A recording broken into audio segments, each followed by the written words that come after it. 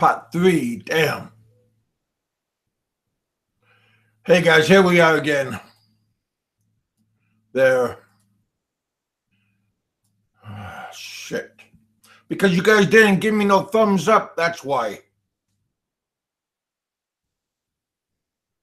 No, I'm not popping pills.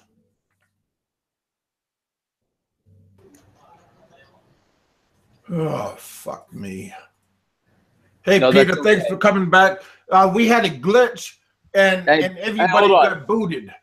Hold on. That's okay. I don't want to F you today. That's okay. Hey, what's up, guys? I think we're back. Hey, we're not talking to you. Hey, I have a question for Seth. I just have to know this. What's up? Why is it called Angeles Beach Club where there's no fucking beach in Angeles? Amen. Hey, I mean, that is a solid question. Hey, but here's something that's pretty wild. Do you know that the owner of ABC, you know how wealthy that dude is? That dude is extremely, like, a lot of people think that the Candy Sweets guys, I mean, and that guy is loaded, right? Don't get me wrong. He's super rich. But from what I've been told, the owner of ABC, that guy is extremely rich, like extremely loaded. And I don't know what it was from. It's like from, I think he's like a very successful, what do you call that? Like he like buys and sells properties. Real estate agent, stupid. Yeah, well, not an agent. Yeah, he's a developer. He's a developer. And there's a new, I don't know if many people know this, but there's a new building right by Walking Street. It's this huge structure that's being built. That's him. He's Frontier. Yeah, that's his investment. The Frontier, yeah. Supposedly, you are talking about Louis Grand Hotel, ABC, or no. Louis Grand is the hotel where the dude disappeared. He was a Filipino American dude, and no one knows what happened to him. Some people say he got murdered. Some people say he's in Thailand. The dude just has not been heard of in over, I think, almost 2 years now. ABC Hotel is another hotel, very popular hotel. Angeles Beach. What's it called, Peter? Angeles Beach Club? Yeah, but here's the thing. It's popular, but it's not because nobody can fucking afford it. Yeah, it's expensive, but it's not, compared to. I mean, Seth can, but Seth has got an advertising job, but the rest. Yeah, well, I don't. Oh, dude, the ABC hotels beyond my budget, man. Dude, I'm like a $30 a night kind of guy. ABC, I would say, is. Oh, dude, I know better, dude. You were the #1 advertising executive for all of San Francisco. I wish, man. I fucking wish. If I was that, Peter, I would not be on the show fucking jerking off. Yeah. You left it all to go to higher society. Yeah, exactly. All right, guys. Well, we're back. We got I don't see Bama yet, but we have Peter V is with us. If you have just joined. We have Jerry Kudanian. We have Richard. Richard, how you doing, Richard? You've been pretty quiet. Yeah, I've been having some issues with this stupid old Dell computer, but I've been being able to listen on my iPad. It's been a pretty interesting show, Seth. Yeah, good show. Hold on. Let me tell you about the work ethic of SezStyle. When he worked as an advertising executive, he was bullshitting with me on Facebook while he's supposed to be working. That is true. That is a true story. And not only you, Peter. I mean, what I would do is I would go into this conference room and I would be like pretending to work, but really I would just be like fucking around. It was horrible. Yeah, it was horrible. But yeah, that was like when I was pretty much on my way out. You know what I mean? Yeah, but you were getting the $800 an hour either way. So either way, well, here's the thing. Here's the best part.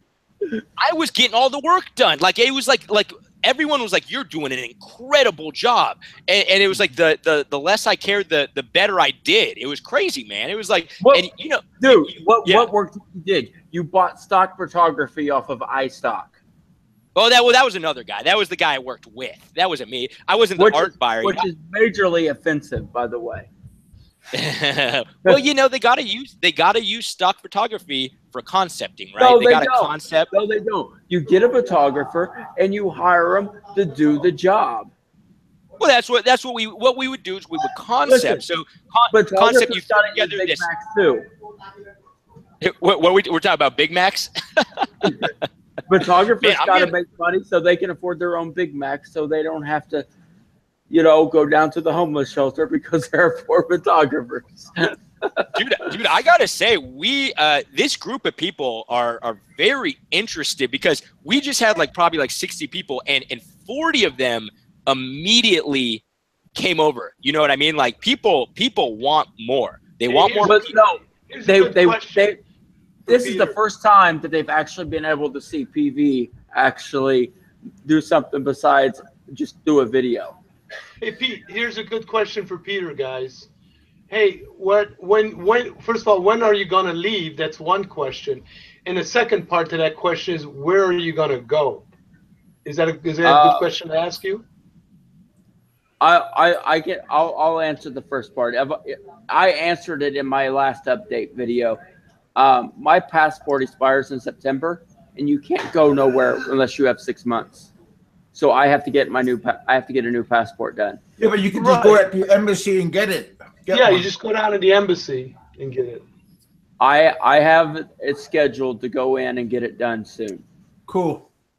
Right. There's a big backlog on getting interviews right now. No. For a passport, Pete. For a passport, it's different. You basically go and renew your passport. You got to make sure that you renew your passport before it expires. It's around $70 to get I think it's $80 now for a 10-year passport. But you got to make an appointment when you go into you got to make an online appointment for anything to do at the embassy. I have, and they're backlogged like crazy right now. But they can do a rush on it. It takes you about 10 days to get. You can get your passport in 10 days, bro. You can. Yeah, but I got to get that interview first. Interview for what, though? I got to go into the embassy and fill out the forms and raise my hand and blah, blah, blah, and out. Oh, you can't do that stuff online and then send it to the embassy? No, it's got to be done in person. Yeah, because maybe you can't. But what do you got to raise your hand for? All you got to do is just fill out the application. Every 10 years, you got to swear that you won't sell it or give it away or whatever. Well, no. I mean, I just renewed my passport, unless it's done differently in Manila. You basically fill out the application, and then they just send you another passport. Yeah, but in the U.S., you just walk into the post office. No, they don't. You don't even do that anymore. You just do it online now in the U.S. At least, that's what I did. I mean, I did mine online, and But anyways, the passport, that's the holdup. That's one of 2 holdups. The other holdup, when I had this BIR case, I had to put a bond in a bank account. I'm not leaving until I have that money. You gotta. Yeah, I see what you're saying. You gotta get that money back. There's no way I'm gonna trust the Philippine government to send me back my money. Yeah, I have another question for Peter right now, and this is also a very interesting question because this is something that a lot of people always talk about, always speculate about, and this is the question from John Kramer again, a guy who's very curious about that. I already know the question. Yes, I am really that tall. Why is it that there are no records? Or he refers to the Golden Gloves. I think that's some sort of boxing association. And why is it that there is no DD 214? I think that's some sort of a military record that you served in the armed forces. Can you address that, please? Okay, I'll address the second part. I refer that to General Mattis at the Pentagon. We don't want to go to this Mattis thing again, dude. We don't know anybody. Man, I'm trying to tell you. Pete, we don't know anybody. We got no connection. And we can't rely on Porter. Okay, but listen. No, we got no connection. Listen, it will be huge. I'm going to give you a 2 on this one, dude, if you don't give us an answer. Listen, it's nobody's business. No, I know, but we got no connections. Don't refer us to a third party where we got no connections. We're just a bunch of peons here. A bunch of scumbags. Okay. Yo, I'm back, guys. I'm here. Bam. But what about that boxing records, Peter? Do you have any? Are there any records of you being a former professional boxer or something like that? No, I don't really know what Golden is, but I think some sort of. It's amateur. Okay, amateur boxing. I never boxed professionally. I only boxed in the amateurs. So there would be a record then? If I box professionally, I would be on boxrec.com. Is it true? Is it true that you fought Zab Judah? No. Sorry, I just pulled that. But I will tell you something. I have a friend of mine that beat the Filipino Flash as an amateur. Yeah, he beat him in PAL Nationals. But anyways, to answer the question, I mean the records would be at the regional office, but I mean that goes back 1997, 1998, 1999. But this is Golden Gloves you're talking about right now. Yeah. That I mean that would go back. I boxed 3 times in the regionals, 2 times in nationals, and I've competed in other tournaments as well. I mean that would go back. I boxed 3 times in the regionals. And can you tell us a little bit something about what class? I mean, what weight class? And if you okay, and did you win prizes or did I win tournaments? Yes, I've won tournaments. Bama, are you listening to this? Bama, are you listening to this? Yeah. Oh, okay. He's gonna fuck you up. Believe me. I don't know, man. But here's the thing. I trust that Barry has already went into training camp and he's working on his footwork and he's working on ring awareness. Slip and slide, buddy. Slip and slide. Yeah. No, I feel like straight up a street fighter. You are both slipping and sliding. No slipping and I want sliding, to ask bobbing you and weaving. guys. I want to ask you, the two of you, Bama and Peter. And he's working on rope-a-dope. What needs to happen? What are your requirements to make this fight happen? I mean, what would be your requirements for this fight to happen? For the two of you to meet up, 12 rounds of boxing somewhere in the gym. I don't know where. What do you need? Peter, for you, go first. What do you need to happen for you to say, I agree? Here's the thing. I need a couple million. Man, what? No, here's the thing. I don't really care. For me, it would just be to bullshit around. Okay. I mean, at the end of the day, Bama's going to be bullshitting around, Peter. Hey, that's fine. That's fine. No, for me, listen. If you go in with an attitude, you might want to wear a mask or something, because I don't think Bama's coming. No, I'll have headgear on. But Bama's a killer. I'm not wearing no fucking. Don't forget to subscribe. Listen to what I'm about to say. For me, boxing is a sport. It's not a street fight. It is strictly competition, just like I would do any other sport. But would you agree in a fair, nice setting in a box gym, which there are many in throughout Manila, for instance, and I don't know how the situation is down in Cebu, but in a box gym of your choice, to under guidance of a referee or something like that, with really professionally, to meet up with Bama and do 12 rounds of boxing. Would that be something you would agree to? First of all, you don't do 12 rounds. You do 3 rounds, and then you do a short 4th round in amateurs. Yeah, I was about to say, dude, neither of these dudes are going 12 rounds. Yeah, come on. Seth, Seth, I can go 15 rounds with you, old school. Yeah. Rocky Marciano style. Yeah, no. I mean, hey, I'll be honest with you guys. I've thrown on gloves before, and after 2 rounds, I was heaving, guys, and I'm like pretty fit. I'm not like some smoker. You get tired, dude. You get tired. Seth, we've seen you in the gym. You're not that fit. Yeah. What I'm saying is I'm not like no, you're right. I'm a scrawny bastard. He's calling you out, Seth. I'm a scrawny bastard, but what I'm saying is I'm not like an overweight guy. I'm not a. What is that? Are you talking about me? Yeah, well, a little bit. Yeah, we're always talking about you, Kev. Anyways, there are 2 questions. There are 2 questions out there. You might wanna look at this. I don't want to be the question reader for a while here, because there is something that Cantina Mela Bellina wants to say, ask, and John Kramer. Actually, really good questions about the boxing past of Peter.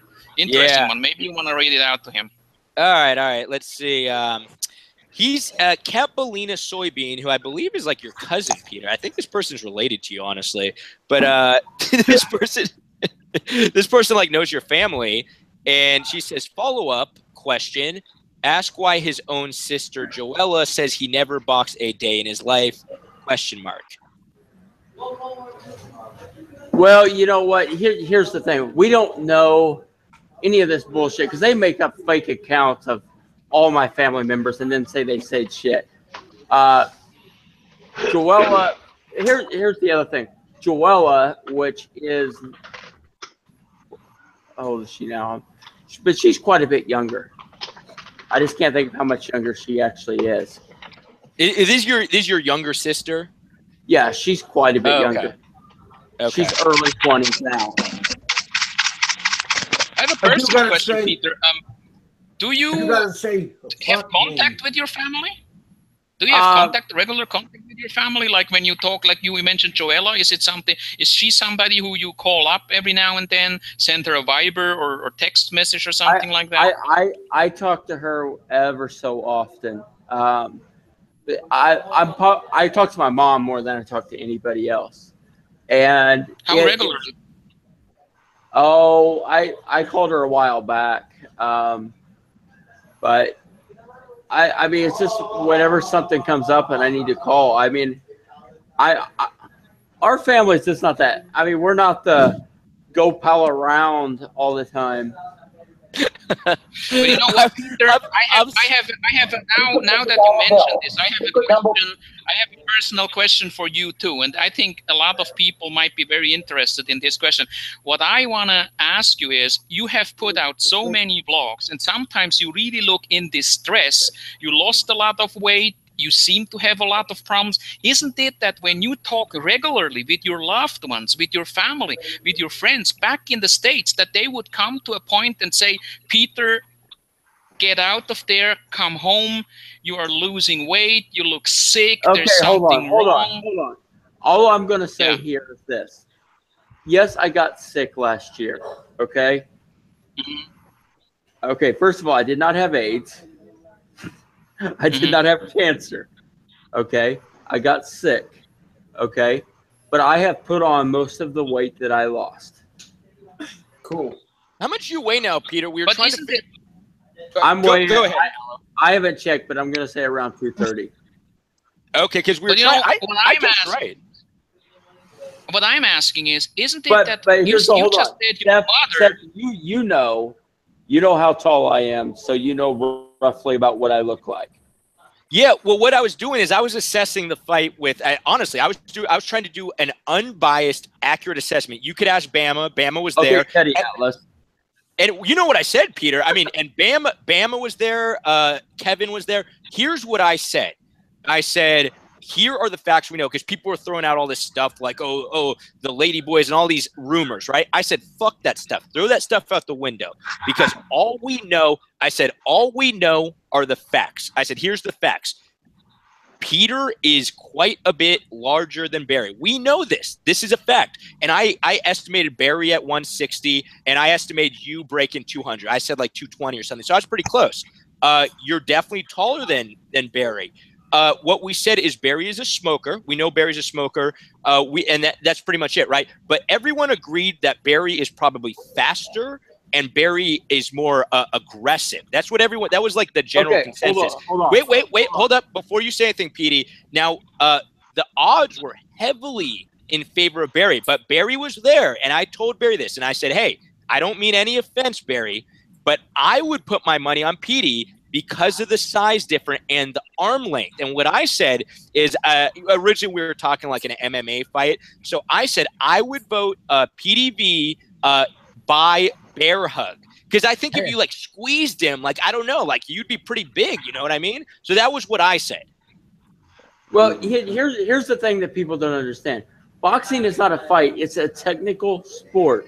You win by technique, not by who can hit the hardest. Yeah, but it becomes different because I want to take my vote back. If we're doing a straight boxing match, I gotta rethink this. We're kind of talking like MMA, like everything goes except a kick in the nuts, right? But if we're gonna do a straight boxing, I don't know. I got to reevaluate. And Bama, you know, I just believe Bama is probably faster, but I think so too. I think Peter has the advantage of technique. You know, I think Bama has the aggression. You know, he will really come at Pete, and I think Pete would probably counter and try to wait for his moment to get back and probably win by. No, I wouldn't fight. I would just play the game of defense and win on points. Yeah, that's what I think. Honestly, what I think. No, that's what I think. Not rope-a-dope. Rope-a-dope is different. Let's get back to the. I would box on the outside. I would box on the outside, and I would pair the whole match and win on technique. Okay, we all know the story. There's gonna be a lot of slipping and sliding, and then you'll win. let's get back to a more serious question, gentlemen. I would like to ask Peter again, since he said, Peter, you just said that you constantly, regularly talk with your family members back home. My question is, when they see that you lose weight, that you are in trouble, that you know all these people attack you and threaten you, and I was actually one of them, and among many, don't they just say, Peter, knock it off? We send you the money. Come home. Hold on. I mean, you're worried. The money is the least of the problems. There was a whole departure for a very long time. Can you tell us why was there actually a whole departure order? I mean, because BIR is a bunch of corrupt bastards. Have you been able to sort that out? Yes.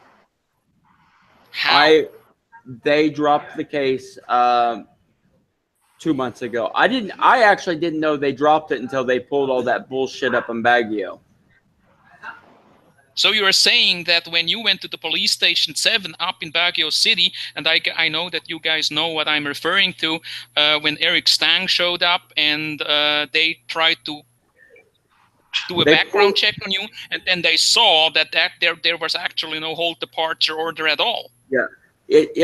Well, I had went to court shortly before that, and they had they said they were going to drop it, but I didn't know when it was going to drop. But isn't it also that they did not know when you arrived in the Philippines, and obviously you are in the Philippines? They know when I arrived. But hold on. Go ahead and bullshit. I got to go do something. Hey, wait. Hold up. Someone needs to mute. I think it's John Doe. Yeah, because someone's got like an echo. Double echo. I got a heavy question for both Peter and Bama. Ask me because hey, John Doe, mute your YouTube channel. Yeah, I think it's John Doe. It's good now. Hello? Yeah, now it's good. Okay. All right. So here's my question. This is both the same question to Peter and Bama, but I think Peter stepped out for a second. So you there, Bama? I'm back. Oh, you're back. Yeah. Okay. So I guess we'll have Bama answer it first, but it's the same question. You guys both have had a lot of, I guess I'll call it trauma through YouTube, right? Like seriously, Peter and Bama, both of you guys have been attacked so much, like time after time again. So my question is a pretty simple question, but a heavy question is, do you regret YouTube? Do you regret going on YouTube? Like, has it changed you for the worst, or has it changed your life for the best? I don't regret it, and it ain't changed my life. I'm still the same person. I'm not going to change for anybody but myself. I mean, I don't let these trolls bother me, man. You know what I mean? They're running their mouth like Peter does. You know what I mean? It's just constant, just blah, blah, blah. Gobbledygook is all it is. They sit behind me, just talk. That's all they do. You know, it's like, you know, the trolls say they're trolling me, but when you're sitting there, that shit don't bother me, man. You know what I mean? It comes and it goes. You know what I mean? So would would you say you doing YouTube has been a benefit on your life? Yeah, I just like to do it, you know what I mean, for a hobby. You know, that's the only reason I fucking do it. It's just for a hobby and a little bit of entertainment for myself. You know what I mean? That's basically all I do. Barry, there was one point where you seemed pretty stressed out. I think it was near the beginning, right, where you were having like some personal issues. I don't know if it's with your ex-girl or whatever. And a lot of people. That's why. It was with my ex. You know what I mean? We had a lot of problems. So it was more like the personal issues that was wearing you down than the YouTube stuff. Everything to do with YouTube, no, absolutely not, man. I'd let them talk shit all they want to. I mean, it's like the John Kramer character talking about stop doing this, so we're gonna play a game. Well, we can play a game. We can play all the games you want, big guy. Somebody needs to shut off their mic. Huh? Somebody needs to shut off their mic on their YouTube. I think sounds like there's. Oh yeah. Hey, when you guys, I got a quick question for Pete. If you guys are done on this question. Wait, no. Oh, We gotta let Pete answer the question. Pete, okay, do you need me to repeat it, or you got it? Okay, here's the thing. I have over 9,200 reasons to be thankful for my old channel. So you're saying the money was good, but what about all the fucking stress, man? Remember when you were like Alo was talking about, there was a time when you were pretty sick and people are like bashing you, people are reaching out to your family. Like, was it worth it? No, here's the thing. These people were not reaching out to my family because they were concerned. They were reaching out to my family to fuck with them. For sure. So that's what I'm talking about. Like, is there any regrets? Because like you kind of kept going, right? You were like standing your ground. You're like, I'm not fucking apologizing. You were like, and you just kept kind of making videos. No, and I don't expect you to. But what I'm saying is, do you have any like for example, I will not apologize for saying that Lynn can cook Filipino dog food. Yeah, no, I know you won't. And like I said, I would never expect you to, because I know that you're not going to, right? I'm someone I wouldn't even ask you to, because I know. But what I'm saying is there a point of time when you're at like an all-time low, when you were sick, people were bashing you, were you like, fuck, man, I probably shouldn't have done this YouTube shit? No, because it wasn't really connected to YouTube. And you also got to understand that I do have some medical issues. Yeah. Anyway. Yeah. So okay. So it really isn't connected. I don't. At the end of the day, bro, I have been controversial since I was in high school. Okay, I've had lovers and I've had haters since I was in high school. Really? I was always polarizing. Okay, so I'm used to this. Hey Pete, I got a quick question, man. I really do. From your experience of living in the Philippines for about the last 5 or 6 years, because I started watching you around 2014. From your experience living in the Philippines, do you think, first of all, how long do you think Bama will make it in the Philippines? Or will he be able to make it, or how long will it be before he maybe decides to go back home or whatever? What do you think? What's your I will answer this two ways. I think he will make it in the Philippines, and I'll tell you why. He doesn't have a choice. Okay. He under no choice. He doesn't want to go back to the States. I mean, so he has to make this work. Okay, so you think he'll make it? Whether he makes it or not, he's going to have to try and make it work the best he can. And if he doesn't make it, when do you think he'll blow out of the Philippines? If he doesn't make it, here's the big problem I see with Barry, and I've said this from the beginning. If you come to the Philippines, he has no exit plan, and especially with the political problems that we're facing right now, that's dangerous. Not to have some sort of an exit plan to get out of here. What do you think? Sounds fair. Yeah, I was actually going back to that other question. I was actually pretty surprised that so both you guys, the general sentiment that I got was Barry and Petey. Both you guys have actually seen YouTube overall as a benefit. Like, there really hasn't been a negative. And I would have thought otherwise. I'll be honest with you. I would have thought otherwise. But who the fuck am I to say? I would like to know, what do you guys think is the main difference between the two of you? I mean, Bama, what do you think is the main difference between you and Peter, and vice versa? Peter, what do you think is the main difference between you and Bama? It's upbringing is the biggest difference. The what? The upbringing? Yeah. Tell us more. I was raised very differently.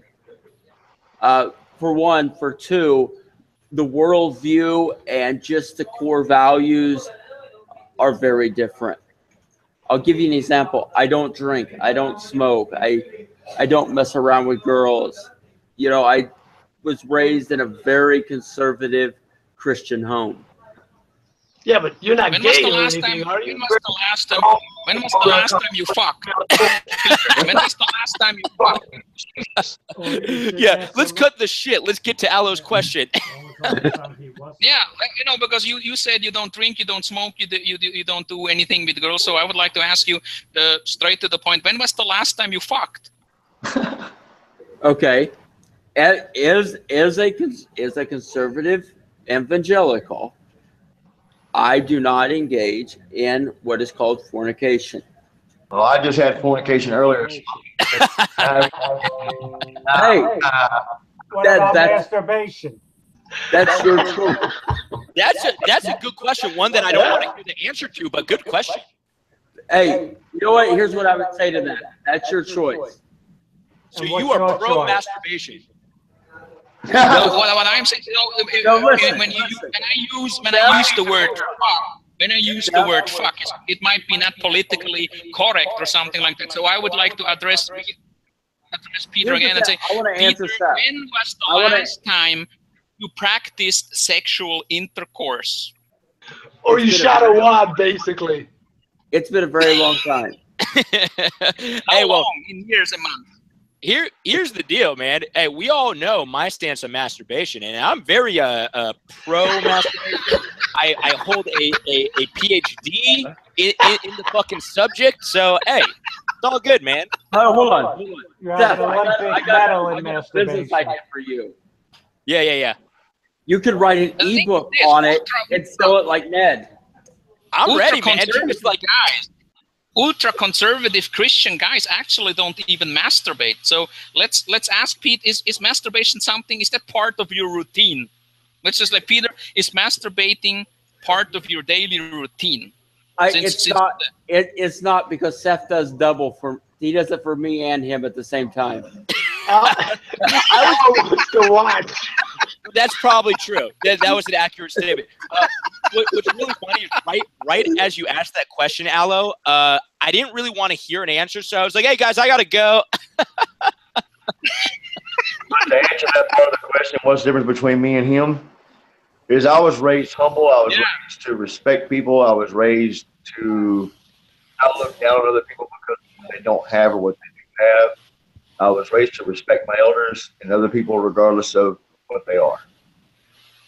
If you don't earn respect, and I'm not going to give it to you, but I'm not going to talk about you either way. Peter, it's a different story because he constantly runs his mouth disrespecting people, and I don't like that shit. I don't like other people who disrespect other people. To me, you're a big ass bully, and I don't like bullies. So, you know what I mean? If you got a problem with that, I don't know what to tell you, Austin. Because in my eyes, you're a fucking bully. You fucking sit here, you talk shit to these people. That's not a good Christian upbringing. Hold on. When I was growing up, I went to church every Sunday night, Wednesday night with my grandparents. I was raised up in church. I was made to go to church when I was a kid. Am I a Christian? Yes. Do I go to church? No. Why? Because I'm going to come out of church doing the same shit I was doing before I went in, so I'm not going to make myself a hypocrite. Do I believe in God? Yes. Am I thankful for what God's given me? Yes. I feel very, very blessed for what He's given me. I'm not lucky. I'm blessed. You, on the other hand, I don't understand how the hell you made it this long in the Philippines with the way you like to run your mouth about the people. Hey, let me say something here. This is pretty wild. You are both actually Christians, right? So I'm just saying you're both Christians, and Christians are supposed to be really good people, right? Now, I'm probably supposed to be the worst person between the three of us. I'm like the worst, right? I'm not a Christian at all. I'm not like I didn't go to church or anything. So that's pretty interesting, man, because you two are seen in a pretty negative light, not by everybody. Some people like you, but for the majority, I would say, well, Bama's making a comeback. Bama's making a comeback, but Peter's definitely the bad guy. And then there's me. Then there's me, like there's me, the biggest degenerate out of everybody. No, that's nonsense. You know why? Because you know what? I could look at my stats from my old channel, and I can look at the people. They come and watch, so they must be interested in something. Oh yeah, but just because they watch doesn't mean they like you. I mean, a lot of people watch a lot of stuff because they hate it, right? Hey, as long as they click those ads, I don't care. I mean, you are for sure. I mean, hands down, you are the most hated out of this community. For sure, hands down. No, Barry, no, I don't think Barry comes. No, I'm not. Who is? Your pedophile friend. Who? Beboats.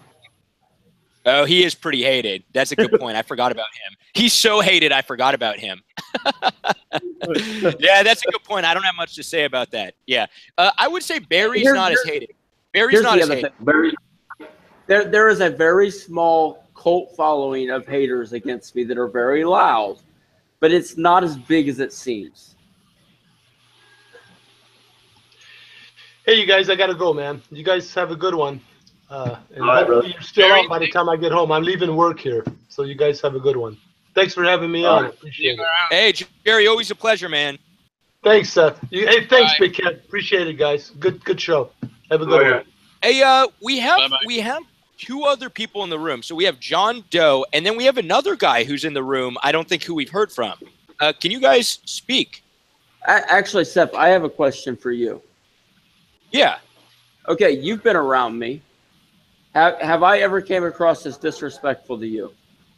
No, not in person. I mean, I'll be very upfront. In person, you were very respectful, and like I said, the funniest part was you're a very smiley guy. Actually, you're very smiley. What do you mean by that? Smiley guy is a smiley guy. What do you mean by that? What I mean by that, let me explain that. Yeah, because that's kind of like a says term, right? You might not understand. What I mean by that is you see Peter's videos, and a lot of people, and this isn't me saying this, but a lot of people will be like, oh, this guy is a hateful person. When I met him... He looks fucking bitter. He looks fucking bitter. Yes.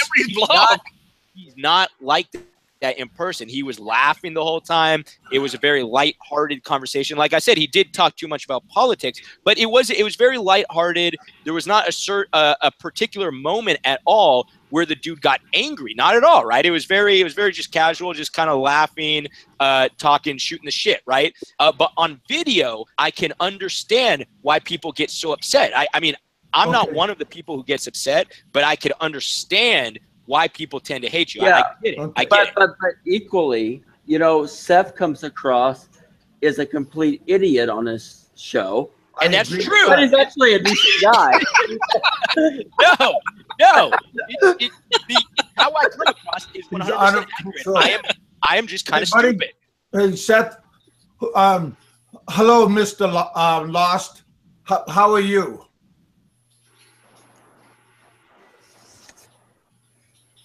Hello. You lost him, I think. Mr. Lost.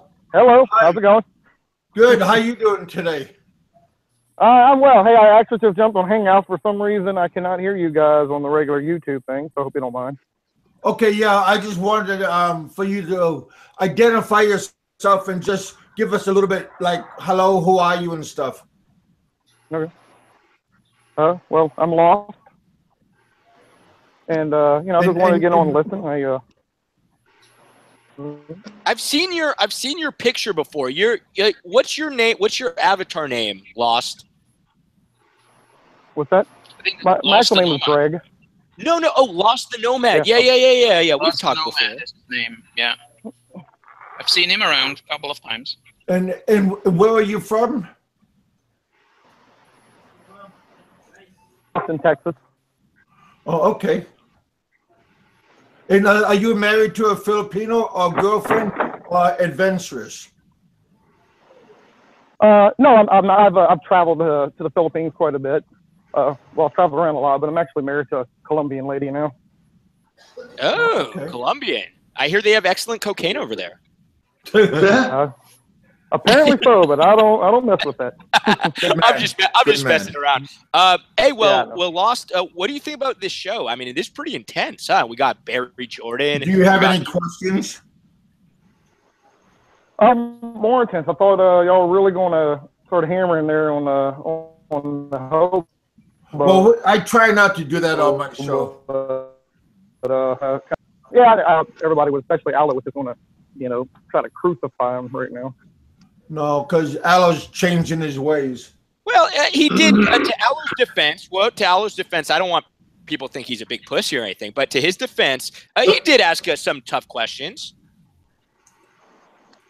Yeah, I didn't come in right away, so I didn't get to hear the beginning part. For some reason, the sound was not coming through on YouTube for me, so I just jumped on the. Yeah, there were some. You might want to re-listen, Lost, because there were some decent questions. I know there's some more questions that people want to ask. I'm not sure if PD wants to answer them, but I know there's a lot of questions. This show, I mean, this was, for me, I just randomly came across it. I was like, holy shit. This is the greatest show ever. Yeah, I was like, Peter Vandever's live right now. Right. Hey, Kevin got Peter on his channel. Nobody's been able to do that yet. Yeah. And I had Psychosis on my show also. And was Psychosis on earlier? Oh, I had him too. I had him on too, and they actually spoke on my blog, so that was also a little bit. Alo got him first. Yeah. You guys suck. You guys suck. And I had a female yesterday. Actually, I wanted to have her on too. Thank I you. also wanted to have her on. Donna Johnson, right, Kevin? Yeah, she's gonna come by later on. Hopefully, we're still on. Hey, Peter. Seriously, thank you much for coming on and giving me a chance. Yeah, no problem. Here is the thing that I want to ask. Is Steph, when are you going to buy Angeles? Because that's your ultimate plan, just to buy real estate all over Angeles and be like Porter is in Makati. Yeah, man. Well, first I gotta find some money. First, Barry needs to teach me how to get random people to just give you money. So that's the first. I'm gonna get trained from Barry J, the best, and then I'm gonna spend all this money. Sorry, baby. I'll shut the door. Sorry. No, here's how you do it, Steph. I'm going to tell you how you do it. You run for president, and you don't say anything you're going to do. You're just going to say it's going to be huge, it's going to be big, and just trust me because I'm Donald Trump. Man, if you guys, I mean, I know I'm not a political guy at all. You know that, you guys know this, but when you turn on the TV in America, because I don't watch TV, right? But when you turn on the TV in America, it's like a bigger shit show than this show in particular. You know what I mean? Like the TV nowadays, it's just too much, man. I can't even watch it. Hold on. I got one question, Steph. I just need to know this. Where in the hell is my wall in Mexico? That's all I need to know. you have to tell me. Yeah, all this stuff. I'm telling you, I don't like whatever's going on here in America, like with all I care about. Hold on, I'm not like that's all I care about. I just want to say I just have two questions. Where the hell is my wall, and where the hell is Hillary? What prison is she in? See, hey, you know what? You and Barry, I knew. Hold up, I knew you and Barry would get along, and you just reminded me of something, Petey. You and Barry get along. Barry's just being quiet, man. You're both big Trump fans. Nice. Aren't you both Trump fans though? No, I'm not. I thought you were. No, I'm a Huckabee guy. Oh, okay. But Barry, you're a Trump. You're a Trump fan. Is that correct? Yes. Okay. Oh, but Petey, you're not like big on Trump. Trump is a sex bat. Well, he's got. I think that should be the next. Peter, I think that should be your next video. Actually, that would be actually a good video title. Actually, here's the thing: is Trump is on his third wife, and she's 24 years younger. That makes you jealous. Are you? You know what? I think that video will get a lot of views. John Kramer wants us to ask more tough questions. I'm kind of like, I'm out of questions, man. I got nothing. These guys, like, they answer questions. Actually, what John Kramer wanted to still clarify with one question was for Bama, and then the other one was for Peter. And the first question actually was, as far as I remember, he was asking what year did Peter box, because John Kramer was not able to get any data in wait. online. And Hold on. Here's the thing. Why are all the questions about me personally and not about the Philippines, which is what we're supposed to be talking about? I have no idea. John Kramer seems to be a very curious guy when it comes to your boxing history. This has been a constant theme. Every time they get their questions to me, it's never about the Philippines. It's always about this and that. You know what? I'm not running for president of the United States. Wait, you know what? This is a very interesting idea. Hold up. This is a very interesting. Gunterm 2009. He says, I say let Bama and PDV ask questions now. Now, I don't know if this is what he meant, but what I got from that is, why don't we give Bama and PDV the chance to ask questions to the trolls? Okay, that's a good idea. That's a good idea. Good idea, right? So, yeah. Peter, you've come, like I said, a lot of criticism. I think we all know this, and probably well-deserved, but it was... No, it's not. No, it's not. Well, here's the thing. What is there anything you want to ask these trolls? Is there anything you would like to publicly say to them? Because, I mean, like you said, you have... I just have one question. How many damn computers in their control center does it take to run all the accounts at once? we always said apparently just a whole lot of internet cafes in Baguio. Yeah. I want to know, did you ever pay them for that there, Pete, after you went to jail? I didn't go to jail. I didn't get arrested. I did not get arrested. I did not. Did the one you call it. Okay, but anyway, did you ever pay the man back after stealing? Hold on. For someone that has had legal issues, you should know getting questioned is not getting arrested. Until you go before a judge, you haven't been arrested. Jesus Christ. Did you ever pay that back after stealing from him? Did you ever pay that man back after stealing from him? I'll tell you. I'm not going to give that kid an opinion. I'm going to tell you why. Interesting. He filmed illegally to give Dave Phillips to put on the internet. He's lucky I didn't find him and beat the hell out of him for that. That's true. Yeah, you go ahead and hit a Filipino, you're going to wish you didn't. I've done it before. Mistake. I've done it before.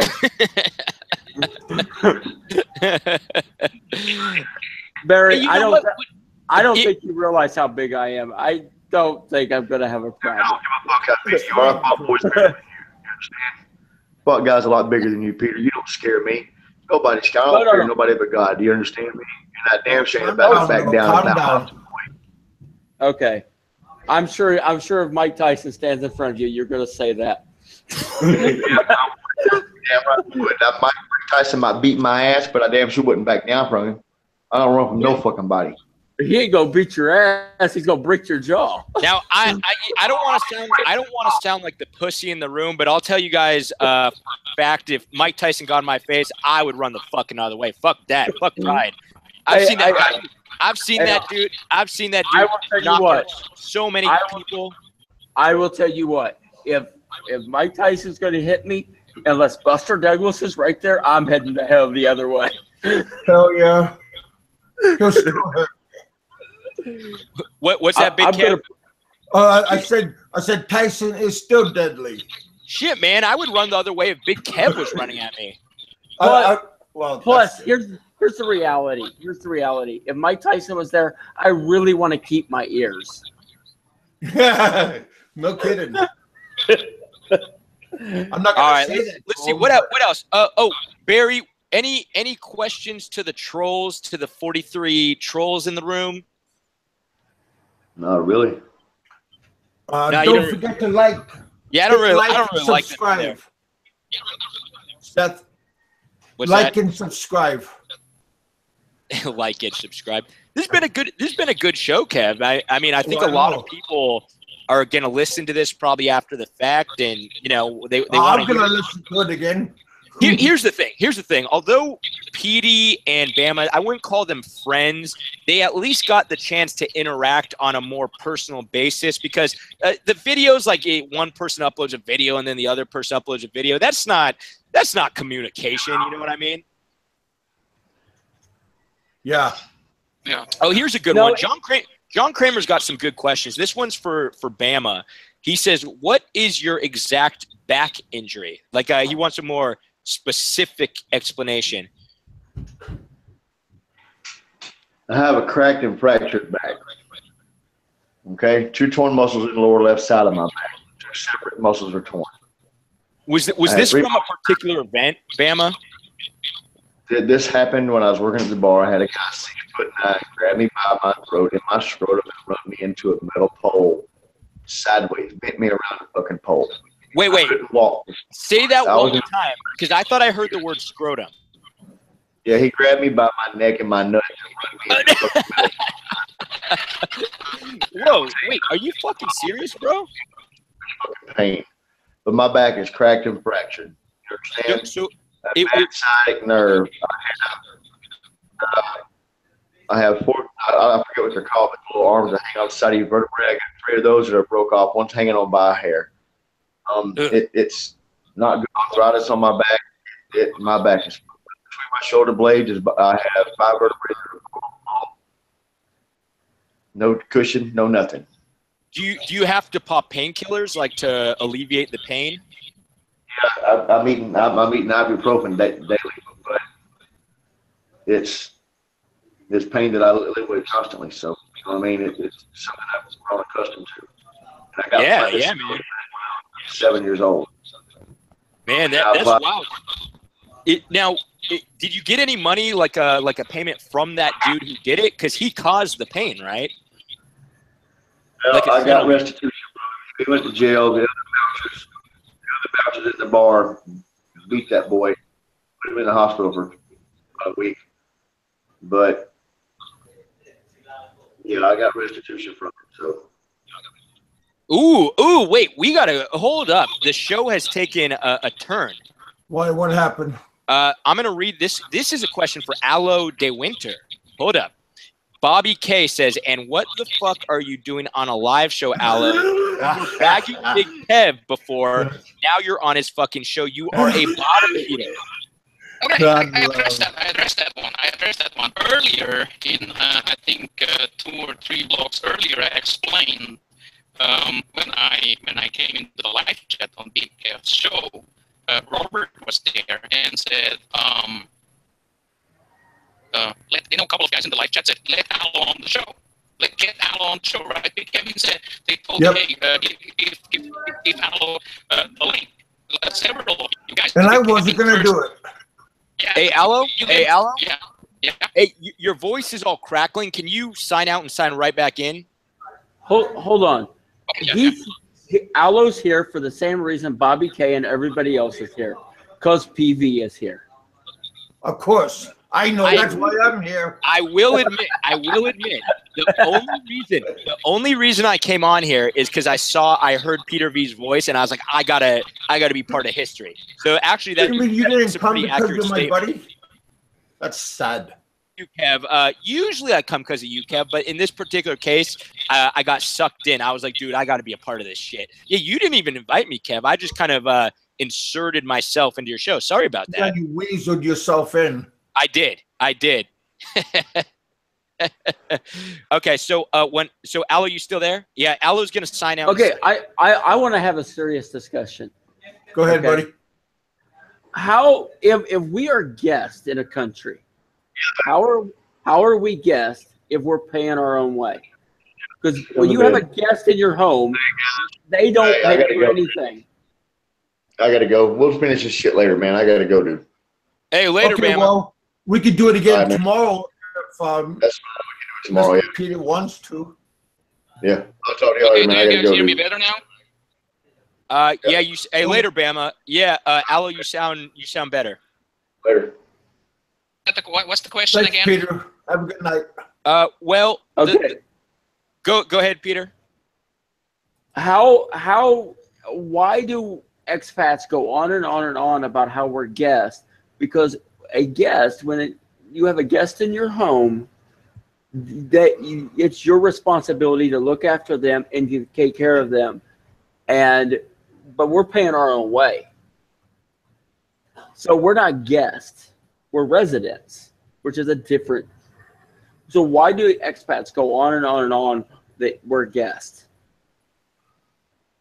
That's a good question. Here's my take on it. I think the word, because I hear what you're saying, but I think the word guest, it's more of like, what would you call that? Like, I don't know if metaphor is the correct word. What they're saying is it's not our country, right? We are not citizens of this country. So I don't think they mean guest in necessarily the same way as like, hey, you would have a guest at your house. Seth, is that really true? When you look at the USA that we give to the Philippines, yeah, we pretty much own the damn place. Well, there is. Yeah, you're right. There's a ton of American influence. That's for damn sure. No, and you make a good point, but I think when you say it, you're taking it more literal than what they mean. I understand both sides. For example, like if I were to say, "Yo, I'm a guest here," it's because I don't really have any rights in that country. So it's more like almost an expression. You know what I mean? That's the way I take it. I could be wrong. And you've been wrong before. Oh, it's not the first time. For the majority, I usually am wrong. I know this. Well, maybe BigKev should answer the question because I was not able to answer it. Why am I on the show? Because that's a good question before. Because I allow you to be. No, it's actually because people ask you, send out the link, get Alo on, because they said, okay, he's a coward, he wouldn't come on the show. Oh. And then people in the live chat actually said, hey, get him on the show. And I said, listen, when you come to my channel, I send you out the hangout links, and you know, it's not about that. We have our differences. We attack each other one way or the other, but I don't do this boycotting, censorship blocking thing. That's the reason why I'm here. But you know, it turned out to be a really great show. I must say that it's really great show. A really great show. Well, I must say, because it was history in the making. Well, we got 3 shows. Can I ask you a question, Big Kev and Alo? Wait, so was there actually, like, you guys actually don't like each other? There was something going on? I'm like out of the loop, guys. Well, Alo got mad at me because I got mad at Dave and I wouldn't apologize to Dave. And wait, but I heard you apologize to Dave. I was like on a show and you were like, sorry, Dave. Well, I know that was just recently. Oh, okay. I have something to say. Sure, buddy. Dave gets to go around and be a fucking dick to everybody. Then he expects people to apologize to him for being a dick to them. Well, that's true. I want to see a show with Peter and Dave. That would be a good show. What do you think, Alo? Yeah. Excuse me, come again?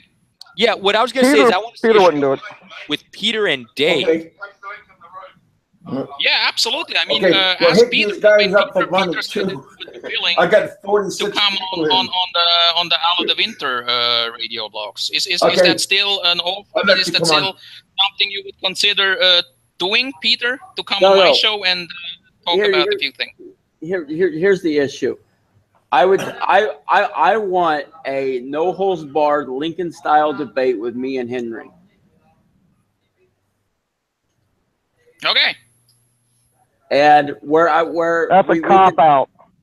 Hey, Kiwi Mike, how you doing, buddy? I want to talk about the 15 girls he's banged in the last 4 years and why he doesn't consider himself a womanizer. Or Peter, you just do what you did tonight. Oh no, I won't be so reserved with Henry. No, what I meant is you come on my show. You come on my show, and then I do the interview with you, and then we'll take the questions off the live chat. And actually, here's what would happen. Okay, Chuck. Henry would last about 5 minutes with me, and then he would just leave. What about Dave? What about Dave? Dave, with all the BS that's gone on off of YouTube, and I know a lot of things that he's pulled that I'm not going to discuss. Just talk to me later. The only way I'm going to deal with Dave is it needs to be face to face, and there's a lot of BS that's going on, and I do mean a lot. Between the two of you, behind the scenes, you're talking. No, I haven't talked to him, but I got to a point that I finally became like Dave and started doing some digging and found some of the really scandalous crap he's been pulling. Ooh, do tell. Such as what? That's You're not talking in riddle. That's not to be discussed in this venue. Okay. Not in this venue. Okay. Maybe tomorrow, huh? Okay. What we'll just say some of the stuff that some of these accusations that he's came up with, he's pulling out of his ass and he's hurting a lot of people. Give an example. Accusations towards you, Peter. A big example. A big example is a situation about my sister that passed away. What did he say about your sister? Please refresh my memory, because I don't really know what you are referring to right now. He has came up with this wild, circumstantial, based on half of the facts, that supposedly that I am responsible for my sister's death in 1990. Is that the river raft incident There referring was no river raft. There was no raft involved. But it's really none of his business. But he's tried to drag all this stuff up and make all these circumstantial BS. And the most recent one is tried to put out all these videos saying that I had left the Philippines. That was the one I was talking about. Actually, I'm gonna be honest with you, Peter. With the content aside, like the message aside, I watched that video and it was actually pretty funny. Like it wasn't like the normal hate video of Peter V that says like really bad stuff about you. It was just kind of like a goofy video, and I couldn't help but laugh because whoever did it put this really goofy song in the background. You got to check it out, man. You got to do me a favor and check it out, and then I want your initial reaction. Oh, I will. Hold on. Peter, I will have to check it out because I'm going to hit him with copyright violations. No, he put this. I even said I usually don't comment on these videos. Like I'll watch them, but I usually don't comment. But that one I actually was laughing because it's so goofy. It's like a really goofy video. Check it, yeah, check it out, man. I will check it So out. are you saying Dave Phelps is that Catalina Melobelina? I am not confirming or denying at this time. I'll be honest. I don't think. Well, no, you just said it was Dave Phelps who was doing it. I listen to his show constantly. Not one time have I ever heard him say anything about your sister or about you leaving the country. But there's other. Yeah. Oh yes, he has. Channel. Well, he just prove put something. out. I mean, prove something. He just put out a video yesterday, live cast, and I haven't watched it, but it's entitled Is the Hobo So you haven't watched it, but yet you know. Here's the title. Is the hobo in China? Is he in Japan? In the U.S.? Nope. Because that was a joke of that other video. He was joking about the other video that what you said about 6 weeks ago that you were going to be leaving the country. But, okay, here's the thing. Dave has went after me time after time after time after time. He has basically devoted a damn channel to being an asshole to me. Yeah, I think it goes both ways there, Peter. I think it goes both ways. No. I want to ask you. If you check out my channel, hold on. If you check on my channel, there's travel videos. There's hate on Rick Hay. I'm an equal. So we can't go back for the past 2.5 years or so that you've been doing videos. We can't bring any of that stuff up that you've done. Even if you did that, you're still going to find that the very few of them are about Dave. I mean, we're talking 1,500 videos. Even if there's, say, 10 of them or 15 of them, 15 out of 1,500. I have a question for you, Peter. And this is a nice question by Darren Marr, staunch supporter of Quentin Baliu and also my channel. He says, Peter, did you pull out your weenie in a Taco Bell? Did you pull out your weenie in a Taco Bell? I mean, that's one of the things that I hear every now and then. Wait, Taco Bell. What do you say? Taco Bell doesn't serve hot dogs. Okay, first of all, look, here's how I'm going to answer that. Okay, what does any of that or any of these other stupid questions that they're coming up with have to do with living in the Philippines? I don't know, man. Peter, we're merely facilitators. We don't understand the meaning of all this shit. Well, no. I mean, I'm just asking questions. I'm just following orders. Here's what I'm saying. These people want to ask these stupid questions, and I'm not going to answer it, and I'll tell you why. Because no matter what I say, they will kick it out of context and try and make it sound as horrible as possible. And what they're trying to reference is when I had to go to the hospital for a weekend. No, I think they're trying to reference when you were arrested in 2007 for a sexual misconduct. Okay, hold on. This is all I'm going to say about this, okay? It was so serious that I was given time served for 5 days. That must have been damn serious. I mean, that must have been a felony. That must have been a serious felony. They had to have all the judges come together to make sure. It wasn't a felony. That's why they call it a misdemeanor. Yeah, but listen, the way these guys make it out to be, they make it out like I was some serial rapist. All right, so what they want to do, they're trying to make the connection. When you were arrested for that particular time for that sexual misconduct, was at the same time that apparently you exposed yourself to someone in a parking lot. Okay, here's all I'm going to say. Is there a connection to that? Here's all I'm going to say about this. Is one, it's no one's business. Okay, that's the first thing. Second thing is, I was at the hospital for 4 days. 4 days. I spent a whole one night in county, and I went to court the next morning, and the judge said, "Get the hell out of my courtroom." That's all it amounted to.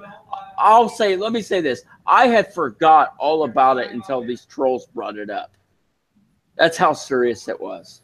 Well, I would want to forget about. Well, we could just leave it at that then. PD, I'm sorry. I have a question for Big Kev. Is your wiener out as we speak? No, I got cold hands. Totally inappropriate. Totally inappropriate, Kev. But I was sitting on my hands earlier. Oh, shit. Oh, the stranger. Anyways, guys. Hey, I do have something to say real quick. Hello. All right. Okay, why is it that the expat cult, the cult of the expats, that there is no community, why is it that they want to cross-examine me, get on, but no one else gets the cross-examination? Yeah. Well, you got a chance to cross-examine some guys here. No. Wait. Where's the cross-examination of Ned, Ricky, Montelli, and all the other sex tourists? Hey, you should listen to Alo's deal with Ricky. That was very good. Alo asked him some pretty good questions. He did. I agree, Lost. Alo did ask some tough questions to Ricky. I heard it. It was a good show. This is a good show. That was a good show. I think It's a damn good show. Yeah, it's a damn good show. Now, Alo definitely has some tough questions, and I got to hand it to Rike. He did, and I told Alo this. Rike did handle the questions quite well, the tough questions. Let's just say he stood his ground. He did.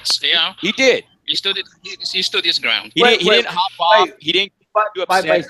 By stood his ground, you mean basically openly admitted that he's a womanizer? No, he stood his ground means he didn't pull a Frank Battaglia on us, where you ask 2 questions and he would just jump off the show. But Alo, I guarantee you, if you would have sent that link to me, he would have pulled a Frank. I don't think so. He will not. He will not face me.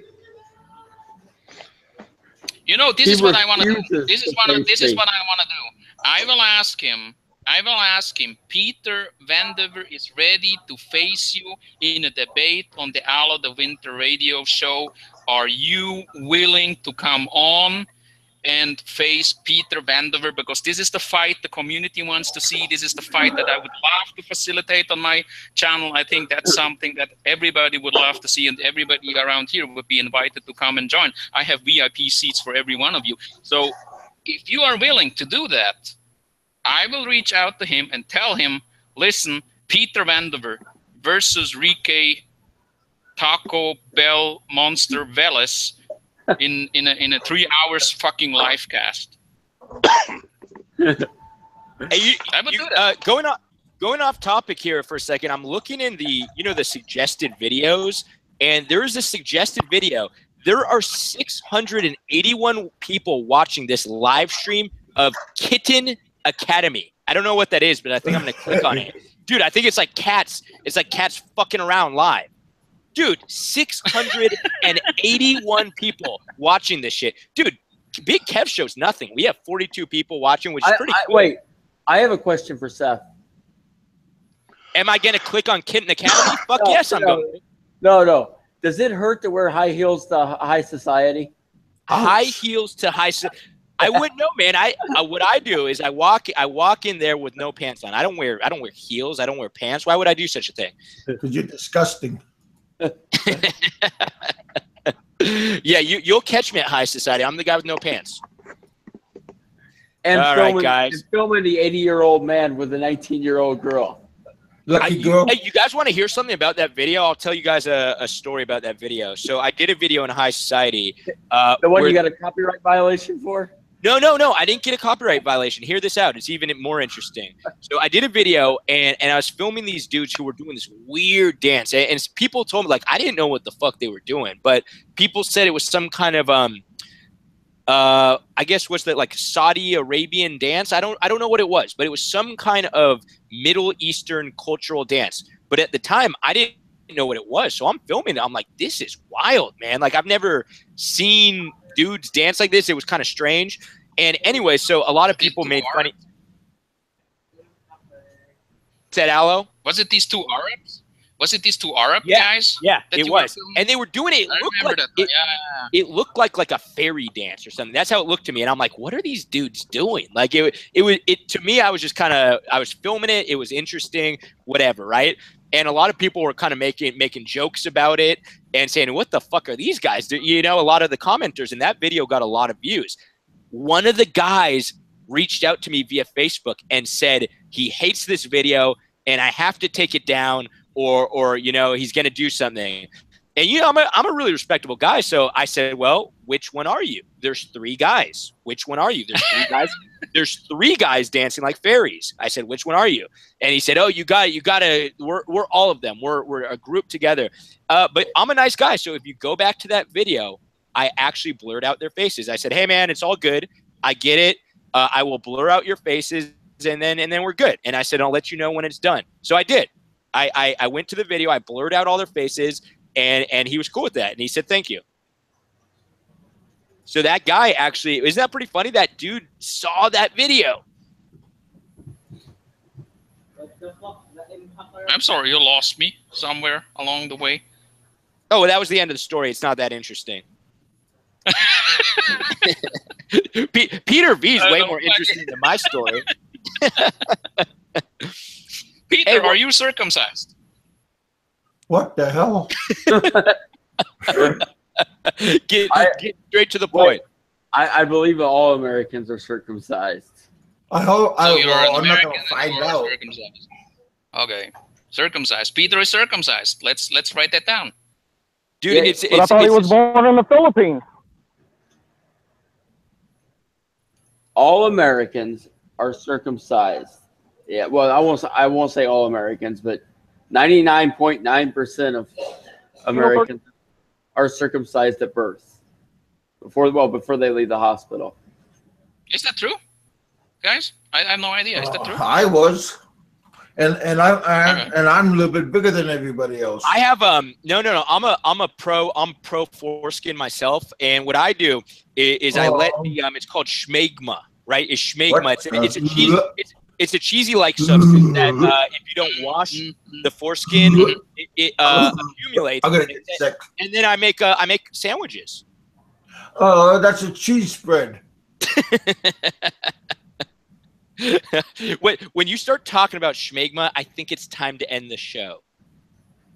Not really. I think it's to throw in another 4 hours. But I'm getting worn out, man. I got nothing.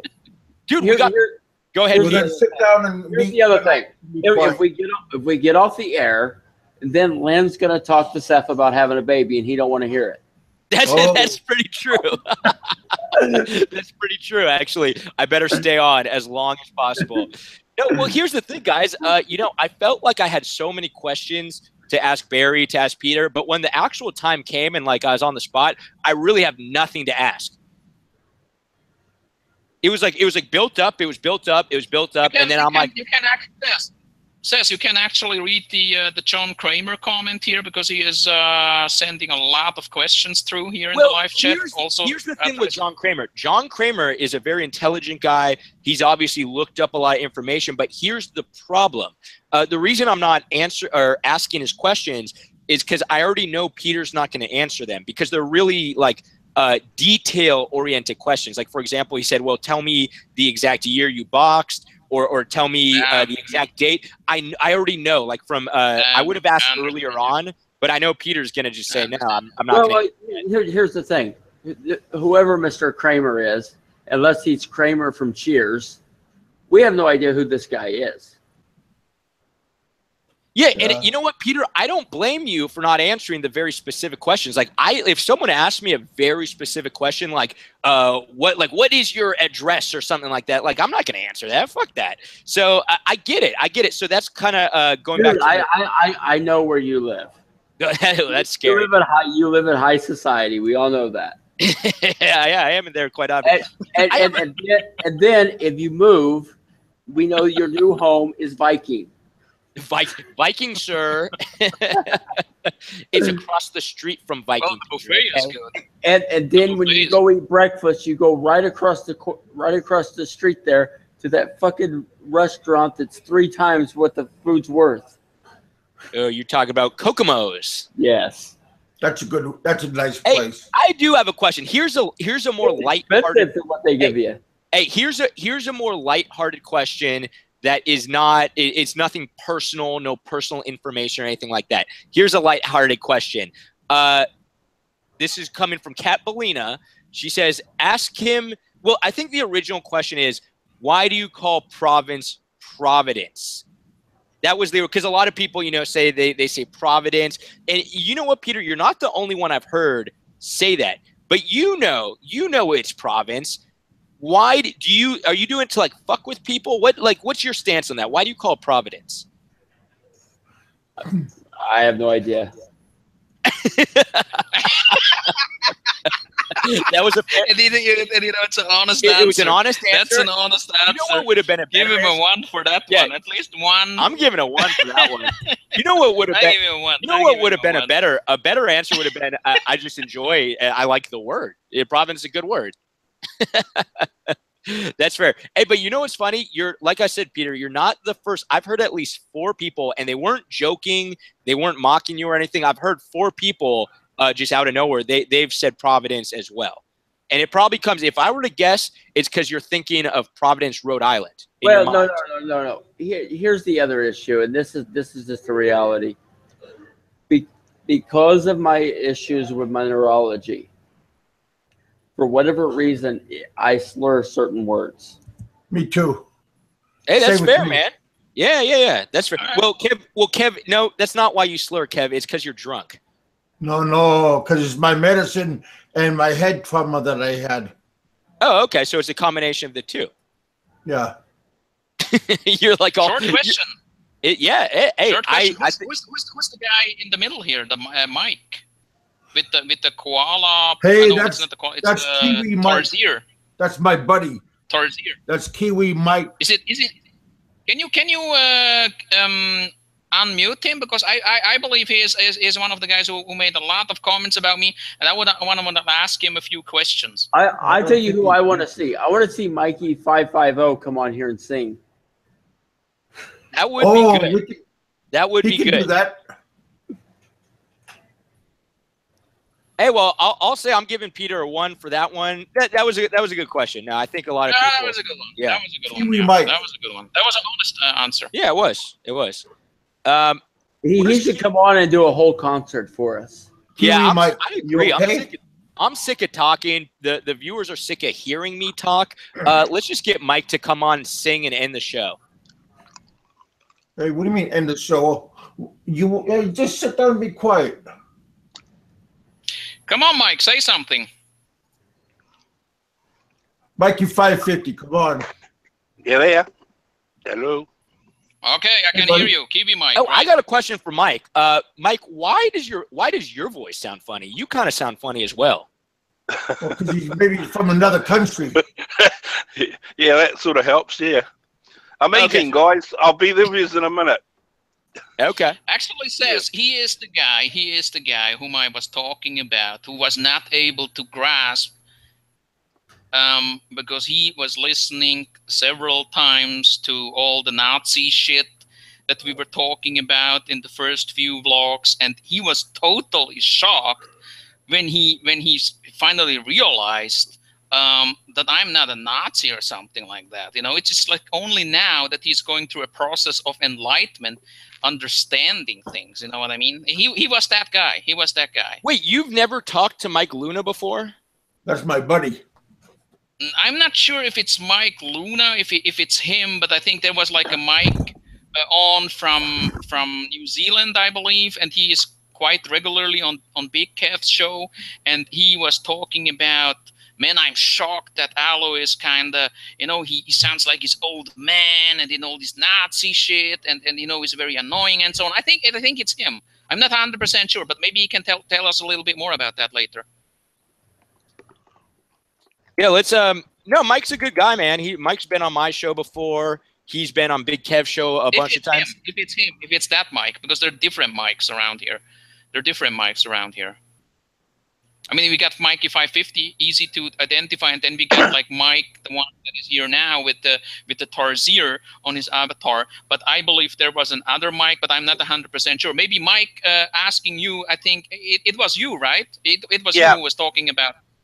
Yeah, okay, it was me. Okay, tell us a little bit more. I mean, what, since I am here and you are here, tell us what do you think about the show? I mean, you're not the greatest fan of it, as I have heard. Well, I'm not a great fan of some of the things you've said. That's correct, yeah. Because this is what I want to tell you first of all. Because you had a problem with, you know, all this Nazi stuff with this, and then you started to say stuff like he sounds like his old man, and he is kind of like this. Well, I didn't say you're an old man. Guy, and no, you said I sound like my old man. I might sound like my old man because all this Nazi terminology. I tell you this. I tell you this. It's all fucking entertainment. Nobody is a Nazi. When I was younger, back in Switzerland, me and my friends used to hunt down skinheads, neo-Nazis, actually, guys who are actually racists and who beat up foreign-looking people and all kinds of foreigners. They call them neo-Nazis or new Nazis, actually, or skinheads. And we did that. So yeah, well, that's what I thought you were. No, there's nothing, no such thing. And the thing is also that we got SezStyle here right now, and I actually reached out to him a couple of days ago and told him, because of Sez background also, I told him, hey, Sez, you know that what I'm doing there is especially when it comes to all that Nazi terminology, blah, blah, blah, you know what I'm doing there, right? And he was actually telling me, and Sez actually can confirm that, he was actually telling me, you know what, Alo, I was even surprised that you didn't do it earlier. Is that correct, Sez? You can that's come. True. Yeah, that's true. Well, here's the thing. You know, his voice is that German voice. So, and knowing Alo and kind of knowing his sense of humor, I would have expected him to do this a long time ago. And I would just like to say one thing on the record: Schneiderweiss. Okay, I have a question. Well, that's fine. I mean, you know, that I had an opinion, and I'm entitled to my opinion, and I'm also entitled to change my opinion. But if that's what it is, that's what it is. I mean, hey, Mike, first impressions. Hold on, I have a question for Alo. Two questions, actually, a two-part question. Yeah. Okay, who currently do you want to murder? and in your purse, what weapon do you carry? In my purse, I actually said that, I think I wrote it somewhere in the comment section. I said I always carry a small bolo with me. Funny. And then, no, actually, that somebody, I think, the Nomad actually asked me that. So the Nomad actually asked me that. I did. Oh, I thought you carried like an AK-47. No, the pink purse is just not too big, not big enough. And who do I want to murder? I do not really have somebody on my to-do list when it comes to that. But I want to tell you this about the pink purse. Are you okay? Yeah, I am okay. Well, you always want to tell you someone. No, not all the time. But hey, since you brought up the pink purse. Video Freedom, Aaron Wilson took that video of mine and uploaded it on his alt-right radio vlog and put a new name on it and said Alo Winter is transgender. Exactly the same vlog. And I saw it just like 2 or 3 days ago. What do you think about it? I believe, because I did a playlist on my channel, Alo Winter Radio Vlogs. I did the playlist with all attacks Aaron Wilson has done on me, about Alo Winter targeting Peter Vandever for death, Alo Winter homosexual death threat maker, Alo Winter's homosexual stalking. And then after 3 or 4 days after I saw that the playlist was actually empty, I knew the only guy who could have deleted the videos for me to link it to my channel was Aaron Wilson himself. So what I did, I went back to his channel, saw that there were no videos on Video Freedom itself, and then I clicked on video, which is also his channel, and then I saw my pink purse video on his channel. So I knew he is subscribed, he listens to the radio show. So that's all it is, and I will probably also link that pink purse, his pink purse video about that pink purse vlog that I put up. I will link it to my channel again back, so until it takes it down again. Here's the thing that amazes me about Video Freedom. How he has so much time to talk about the Philippines, as well as he's personal buddies with Alex Jones. Well, I think that's all he does. I think he does 3 things. He talks about Alex Jones, he talks about Philippines vloggers, and he gives bodybuilders hand jobs. Between those 3 things, I think he's a pretty busy guy. Is he still in Thailand, by the way? I don't know. I don't know where he's in the States. Yeah, I don't know where he is. He's okay. He's an interesting guy, man. He's a very interesting guy. He's a very I guess the best way to describe him is deeply repressed homosexual. That would be the best way to describe him, and I think it sums him up well. Here's the thing. is he is the white version of Jeffrey Swift. I don't know, because I wouldn't say Jeffrey Swift is a homosexual. Jeffrey Swift, he's debatable. No, but the thing with pretty weird. The thing with VF is yeah, man, he well, number one, he loves me. I mean, loves me in a passionate way. He's expressed his love to me personally. He expresses his love quite often, actually. So what's wrong with that? Well, there's nothing wrong with that, but you know, it's I don't swing that way, so it's like I'm flattered for the offer, but it's like I had to turn him down, and now he's lashing out. But I don't believe that. It depends on how much hard liquor you have. Well, he's a deeply repressed homosexual, whether he's sober or drinking a lot of hard liquor. So it's like yeah, man, it's like it's weird because wait a second. I just figured it out. Rick A wrote a book called The Third Gender, and he has a passion for ladyboys. So this might work. Actually, JLB is the guy who has a passion for ladyboys. If you look at the blogs, you know. Psychosis is he's got the hots for cis anyway. We know that. Yeah, man. I'm telling. No, well, it's not a secret. Actually, he's expressed his love to me firsthand. He has in graphic details how he wants to perform fellatio on me, and I had to say, like, hey, this is pretty intense, bro. But ever since then he's been lashing out. But what's crazy about him is he has been, although he's deeply repressed, he's been very recently coming out of the closet, expressing his love for me. He openly admits about his gay endeavors with the bodybuilders. So he's slowly coming out of the closet, and actually so no longer maybe I can call him repressed. I mean, just he is a homosexual. I'm not saying that's a bad trait. I'm saying it's actually probably one of his better traits that he's a homosexual. So come on, sis. Here's what I know about Aaron. Admit it. Lynn's a front, and you and Video Freedom are on together. He wishes it was a front, because then he can, you know, he could rock my world, right? But that's not the case. Although he has sent me a very detailed description of how he wants to perform fellatio, that's not me. You know, that's not my thing. Hey, if that's your thing, that's all good, but that's not my thing. So it's like, hey, sorry, man. Like, hey, once again, I'm flattered that someone would want to do that, but it's not my deal. And ever since then, man, he's been lashing out. But he has been openly expressing love for me. Anyway, openly expresses. Hold on. Here's what I know about Video Freedom. That Mike wants it to beat the living shit out of him, and that he is a motherfucking sperm. Did he call him a sperm? He called him a sperm. Yeah.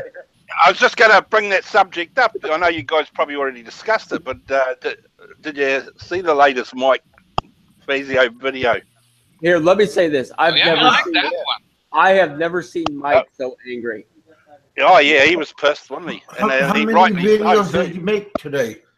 No, just the one. Mike Fazio was fucking fired up. Okay. I mean, he was fired up. He was threatening people. Let me say this. I think Mike is going to get a community strike for that. I really do believe he will. I better watch it, man. I don't think so, because what he stated, I mean, let's face it. I mean, he's right. Yeah, but no, by YouTube standards, he's right. You know want to tell you something. The one of the main suspects or main persons or person of interest is JLB, and JLB actually apologized to Fazio in the comment section. But I tell you what, JLB put out a vlog where he basically said, Michael Fazio, I apologize to you. All I really wanted is to look after you. I mean, I had good intentions. You know what I say? BS alarm. You know what this was all about is getting the views. Is getting the views and you know, ride on the hype of the whole Michael Fazio thing, and that is fucking cheap. We are dealing. You're right. It was the lowest. He could have been dead. He could have been dead. That was JLB is not the guy who is that sincere about this. He's a piece of shit. That's what I'm telling you. Hold on. This is the same. He is a piece of shit. JRB. This is the same guy that did a video putting up fake posters all over Manila just to get views. Yeah. And by the way, Peter, you've taken your video down too.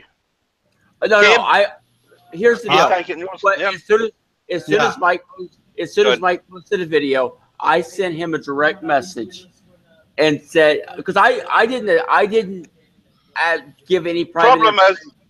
I just said I wanted to. If anybody knew anything, let me know, and that was all I said.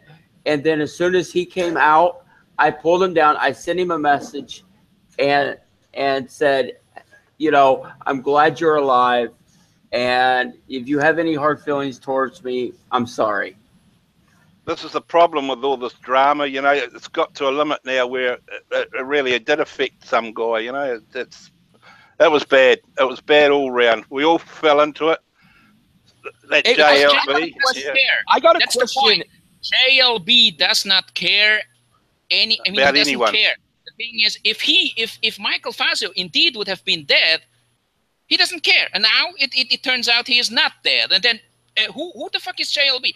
How is he related to Michael Fazio anyway? I mean, that's well. I can tell you this much: Michael Fazio was a big topic, and JLB tried to ride on it. That's all it is. And people who do that are pieces of shit. That's how it is. Steph can confirm this. Roy Patterson, Palawan experience, is one of the most laid-back guys in all the expats. Yeah, Ray's chill. I like Ray. Ray's a good guy. He was not chill about this issue with Michael with Porter face. Can I ask a question? Because he was calling him a live motherfucker and all kinds of stuff. Here's a question to Heminger. It was my understanding the first time I ever saw this thing about Fazio was a comment from Mrs. Heminger on Kev's show. That was the first time I heard it. And the first thing, of course, I've been dealing with Miss Heminger for years, like over 2 years now. So I know Heminger.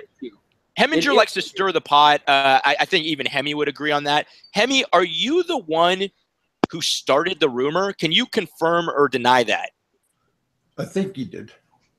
I think Heminger started it. And I was like, when I first saw it, I was like, oh dear, he's like starting a rumor and people are believing it. So I was calling bullshit from the start. But actually, when like 3 people confirmed it, that's when I believed it. I was like, holy shit, man. Yeah, but you know what?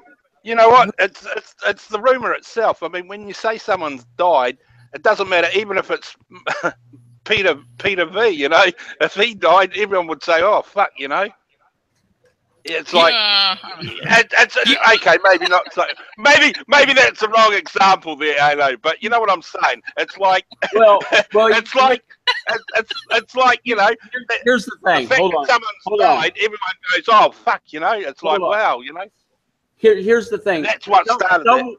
Someone did fake a death a couple months ago, and I said, that's sad. I apologize. Let them grieve. And then it came out they really didn't die, and there's no obituary, and there's no death certificate. And we don't even know if they faked their cancer. Oh, wait a second. I need to check here. What do you mean by that? What do you mean by that, Peter? I'm not touching that one. I'm not touching What do you mean by that, Peter? Well, you know what? April Weaver still has no obituary. No, Peter. No, you can't do that. No, I'm cool with a lot of things, but the thing is, April Weaver really passed away. I mean, I feel very awkward right now even saying this, but that is really for sure. I mean, that is really what happened. He's showing his true colors once again.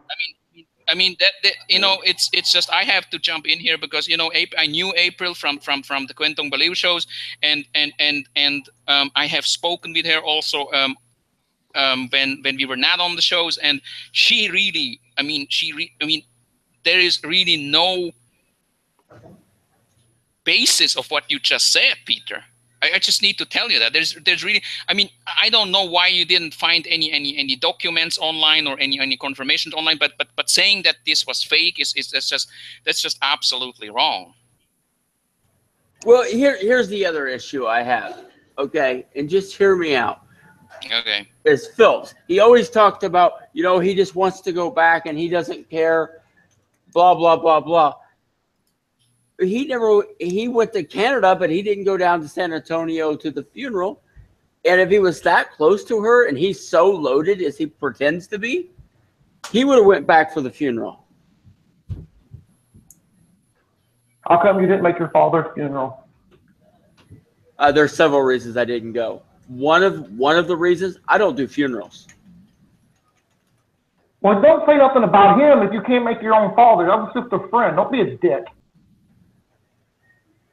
Well, first of all, when we're dealing with the biggest dick in the expat community, I'm being gentle. Yes, you are. I agree 100%. I mean, I have certain feelings about this individual that I'm being very reserved about. It's not the time and place for it there, Peter, mate, I'm afraid to say. You know, you're digging yourself back into this hole. We're all treating you with a bit of respect, and you're just going, you go and put it out there again. Yeah, that's the thing. You know, that's the thing with you, Peter. If you would just, you know, tonight, I honestly tell you, tonight, I saw another side of you. And if I would not know about all the shit that has taken place in the past, I would say this fucking Peter Vandever guy is a nice guy. He's a nice guy. And in one fucking moment, honestly, because if you do not know Peter and you listen to him and say, hey, this is a funny guy, and then all of a sudden, in one fucking second, you will come up and say something about April, and you know, just leave that alone. Leave her out, because she has nothing to do with this. And if you would just not do things like this, Peter, I tell you, there are people who would actually really like you. Hold on. I believe.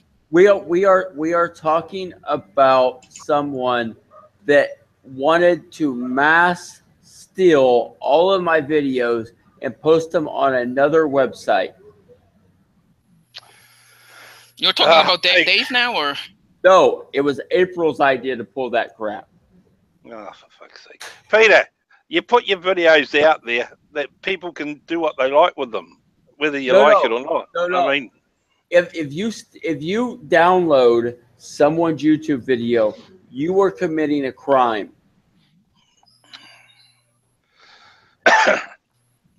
I don't know. You're in New Zealand, right? Yeah. Not that it makes any difference. I'm not sure what New Zealand's laws are, but YouTube is a U.S. company, and in the United States, if you download someone's content without their permission, that is a crime. Yeah, but you give permission by putting it on YouTube. No. If I were to download, let me give you an example. Risto got his whole channel pulled because he was downloading all my videos and adding his own captions to them. So anyway, we're getting off topic. You should listen to what Alo says, because it's actually, yeah, he summed it up, Peter. You seem, while you're here, you seem like a likable person, but okay, maybe your videos are a bit of a showman type thing, but some of the stuff you're coming out with, and especially now, you don't need to say, you know, there's no point. It's like you're just putting that loose around your neck again, you know?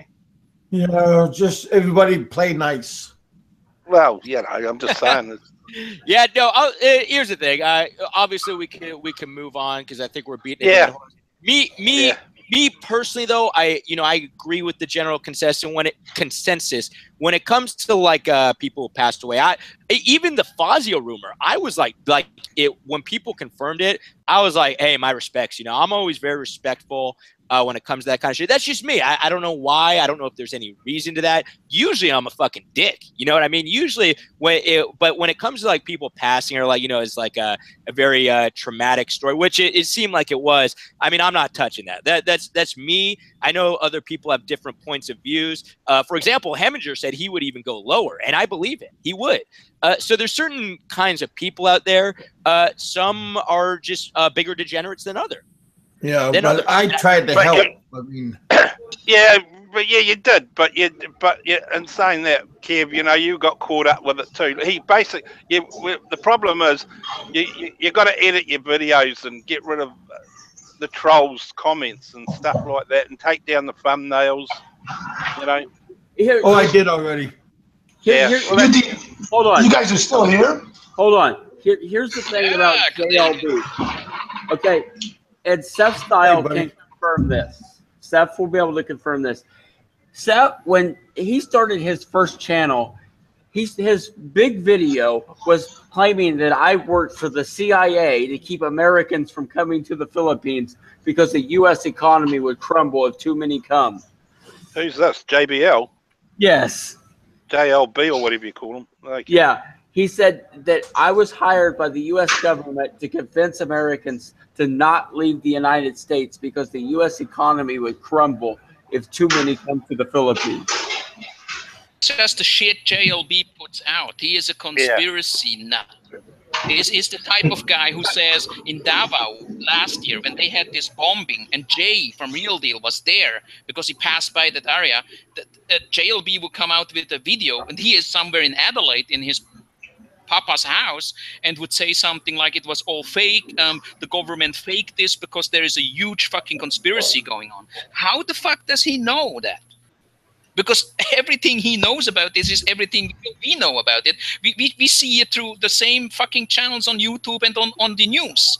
And he is the only guy who will come out with something like, hey, there's a conspiracy going on, conspiracy here and there. There are a lot of weird things going on. Bro, you missed it. You missed it.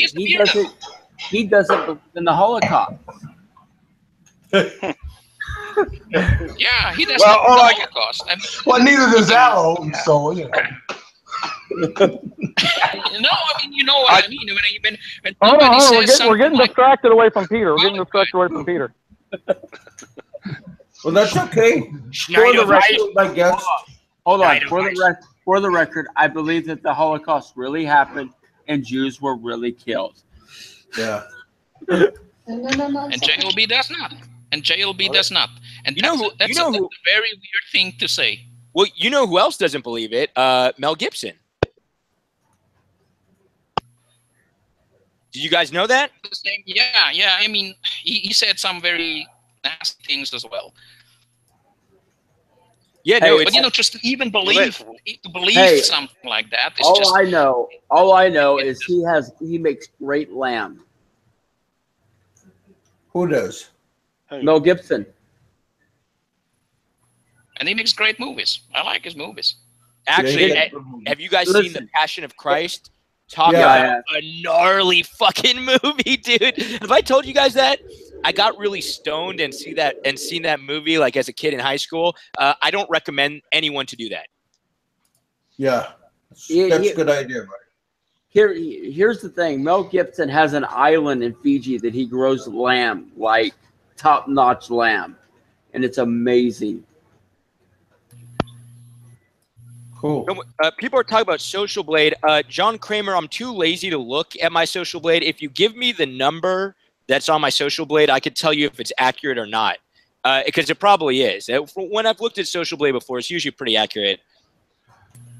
I'm just waiting for Jay. I'm just waiting for JLB to front up at Bahole and see Michael. Actually, that will be interesting. I can't wait to see the video. I want to be there. Guys, he's on his way. If you guys like my show, give me thumbs up. I get thumbs down. Thumbs down all around. I got 48 people here. Hey, I got a question for Lost. I got a question. Quite famous, isn't he? Sis. You're going to have to move over, mate, because you got Sis and Alo. They're going to take over the YouTube channels soon. Oh, we've already taken over, man. Hey, Seth. Yeah. What was the name of that other account you had? SezStyle pain in the ass or something like that? Wait, no, I don't know about that. What the hell are you talking about? No, there was an account. It was SezStyle pimple on his ass or something like that.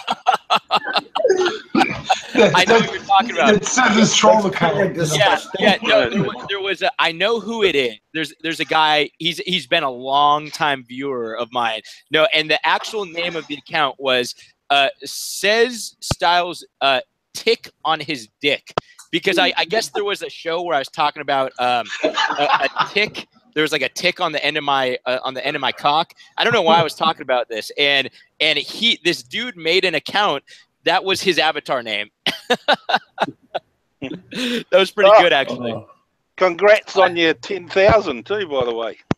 Oh, thank you, man. Subs, yeah, dude, I'm going to tell you, dude, because Mike, I've been pretty inactive. I mean, as you know, and yeah, but here's the thing. 10,000 subs is not that hard to get. All you need is about $150 to do it. Well, yeah. So are you buying subs? Like, going in on some discounts for subs? I doubt it, Jerry. I doubt if we'd be buying subs. No. You know how fucking tight this is. Yeah, we got $3 out of them. Yeah, believe me, guys, if I was buying subs, I'd have a lot more than 10,000. No, I mean, I'm actually pretty proud of my growth. It's all organic, you know. I did it, and when you watch my growth, it's really slow, actually, man. And it took me a long ass time. Hold on. When did you start, Seth? Did you start about 2 years ago, man? Yeah, a little over 2 years ago. So it's pretty slow. I remember when you first came on the scene. I started watching you. I remember that. Here's the other thing that I want to confirm. JLB is buying subs, and he is buying views. There's a couple people, man. Absolutely. Yeah, there's a couple people who are 100%. All of a sudden, they're getting like thousands upon thousands of subs. And I'll be honest with you guys, I'm against this. I actually have seen, somebody showed me the statistics, and I've seen when he was in the Philippines the last time, there are certain days he would get exactly 25 subs, 50 and 150 subs. And with that short period of time, of 3 to 4 weeks, he doubled the number of his subs by at least 1,000 new subs, and exactly like 100 on this day, 150 on another day. So that's just impossible. That's just impossible. I'll be honest. On my travel channel that I'm getting ready to launch, I'm thinking about buying them. How do you buy subs, though? I mean, you can go online and buy them. There's all kinds of websites to buy them. They're cheap. You can buy. You can. I'm thinking about buying 1 million views. But is there live people behind it?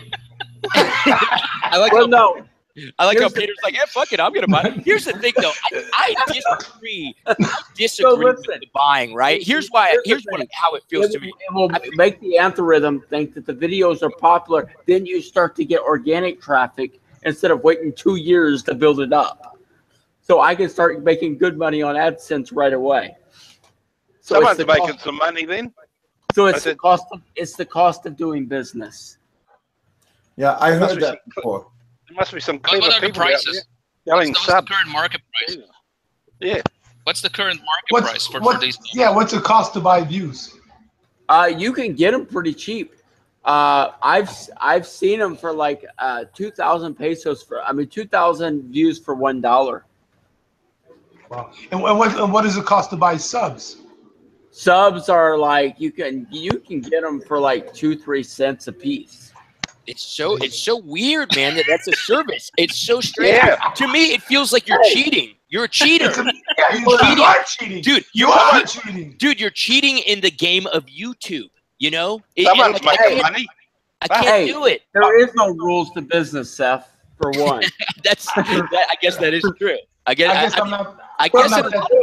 for two, I learned it all from what does Timmy call shorts to suit to shorts. Shorts and suits. Oh shit! Yeah, his went up really quick. Oh, shits in shorts.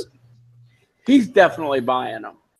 Oh yeah, for sure, for sure. Yeah, there's a couple guys who it just doesn't add up. You're just like, dude, this guy just gained like 20,000 subs in fucking like a couple months. I'm like, no, there's no fucking way. Because I've been doing this, and there's a certain point where I was uploading videos every day, and yeah, I got a lot more subs when I upload videos every day, but it was nothing to like. But that dude had like 5 videos, and he gained like 4,000 subs, like nothing. So I actually agree. I think he did. Whatever happened to suits and shorts? Whatever happened to that guy? Is he still in? Was it Palawan or something like that? Palawan, yeah. Yeah, is he still? Yeah, I know he's trying to do a travel business. Last I saw, some kind of travel. It's kind of like a tourist business, tourism business. Yeah, it's people crazy. can actually book a travel agent, something like a travel agency for Palawan tour, something like that. But it never really took off, and then all of a sudden it just goes into silent mode. It's like business here, business there. I can tell you why. 6 months, he's gone. He ran out of money to buy subs. Well, I think he said, I heard that everybody was hitting on his girl or something, and that was another problem. He was having a problem. Hold on. Let's talk about this real quick. You know what? Everybody wants to put their girl on the video because that's the only way they get views, is because all the guys want to go check out the girl's chest. And it helps. Then they gripe. Then they gripe because guys leave perverted comments. That's 47. Well, Peter, why in the world do you use thumbnails of girls in like bikinis and lingerie and that kind of stuff? I mean, that's the same Clickbait. Clickbait. There you go. I do SEO. Now listen, Shorty 7, complains because people hit on his girl, and then he talks about how she's dancing and kicking her underwear off. Yabba dabba doo. Dude, Who's that guy? Maybe I better check. You know what? He doesn't want to mention that. You guys know who Shorty 7 is. Oh, sorry. I thought. Oh, yeah, I got you. Wait. I don't know who the fuck that is. Yeah, think about it. Oh, but I thought you were talking about a woman. No. He doesn't want to mention the name of the website. No. Okay, I got it. She's taller than he is. Okay, I got it. Carry on. Fuck, even I got that. Dude, he's so short that Filipinos look tall. What do you think about that? Guy on the phone. Get the guy on the phone. Peter, you're a class act, mate. Everyone's trying to be nice, and you just have to have that dig, don't you? Yeah, but Peter was all right. Like, he did all right on the show, and then he made that like really horrible comment, and then it like went way down, and now he's like slowly creeping back up. But it was like he was doing all right. Like silent mode, and then what's going on now? Here's the other thing. It's actually good to be short in the Philippines. Okay. That way you don't hit your head on the damn awnings that they put at 5'7". All right, Peter. I'm going to ask you a question. Since you want to go this way, I've got to ask: what is the true version from you, if you can answer it, about what happened in Baguio? Here's what I'll say about that. Now, keep in mind, I'm a neutral type person. Here's what happened: is this kid? Now, I think what happened is I went to go get some food, and then I just got sidetracked. I think is what happened. Which I told him when he raised hell, all he would have had to do was send me a message, and I would have come and taken care of it. But what he did is he got hold of Phillips and others that saw this as the perfect opportunity to raise hell. And so this kid ran with it. And this is what I know. Eric paid that kid to pull that stunt. Did you or did you not stick some Skyflakes crackers in your butt crack? No. Okay. That was my only question. I'm glad we got that out of the way. But here's the issue. Just because you get questioned does not mean that someone is arrested. No, he is right on that. I would say what happened to Petey, and I don't know the full story, but in my opinion, he got detained, which is very different than being arrested. Here is another question, actually, because I knew what was more or less what was going on in the background. Not too much, because there are other people who were, operating or directly involved in this mission, right? And but afterwards, there was another story coming out of Baguio, Peter, that you had some sort of adept, like they said like 19,000 pesos in one of the hotels up there in Baguio, and then the owner of that hotel wanted to file a case against you. The 19,000 peso story. What is that all about?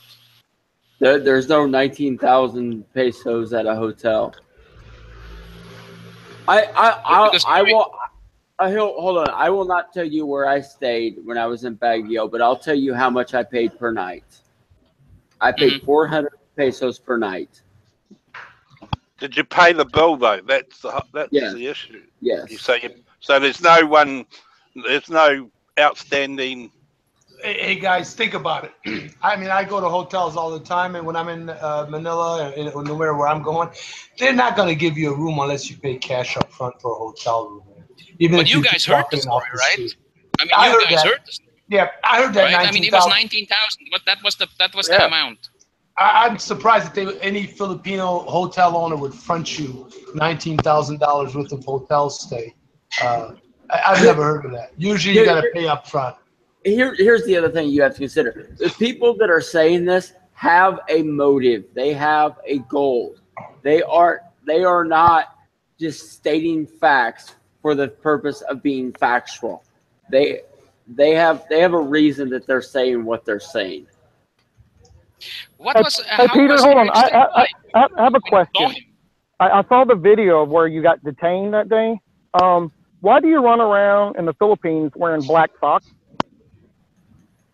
Okay, here's the bottom line with this whole thing. Okay, if you've been up in Baguio when it's very, very wet, and you're wearing flip flops, your feet are going to get dirty no matter what. Anywhere in the Philippines, if you're running around all day and it's wet as hell, you're gonna have to wash your feet.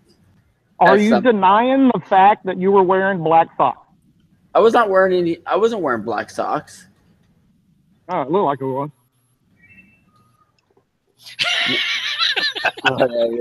That's it.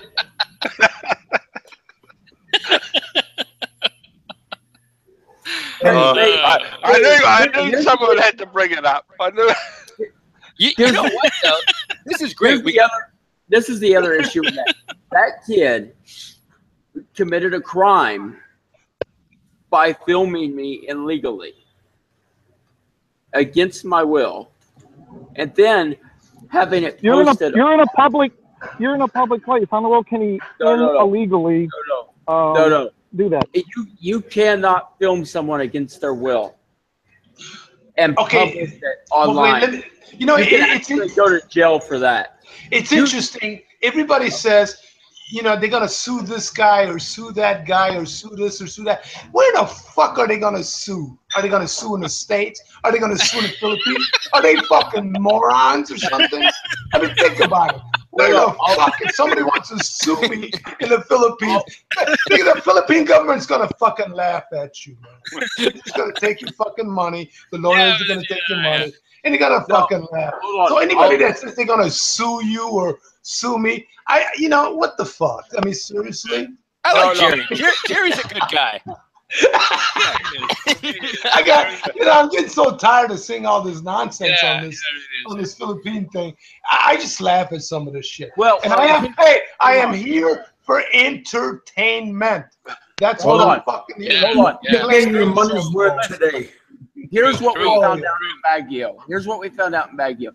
These guys, like Dave and others, have been saying that I'm wanted in the Philippines. I'm wanted in the United States. I'm this horrible person that, with all these crimes against me that are all bullshit. The police ran every background check they could run, probably twice, and could find nothing. Okay, so what you're saying is you're squeaky clean. Is that right? I just have one more question. I wouldn't go that far, but what's your visa status? Look at it, I had to throw that in, Pete. I had to throw it in, brother. No. Peter, that's what they don't want to talk about that. Okay. I am. You've been there 2 years or longer, so I'm really curious to know what visa you hold. if that's not too much of a secret. I mean, when I'm there, I hold a visa for a year. It's because I'm married. You know, you get the Balikbayan then, right? Yeah. Balikbayan, yeah. Mike, we are Balikbayan brothers. Yeah, well, that's, you know, Scooby Doo. That's about the only benefit I get. But I mean, it's something. Okay. I don't know about you, but that's why I got married. Are you on the Balikbayan set? Yeah, I get that. Well, not currently, because but when I return, when you return. But did you look into the 13A visa just out of curiosity? No, I'm not married in the Philippines. I think you got to be married in the Philippines for that. I don't think so. Wait, no, I don't think so. Bev's not married in the Philippines. That's why he goes to high society. No, I don't think you have to be married in the Philippines to get a 13A visa. I think you do. I think you do. You might want to look into that again.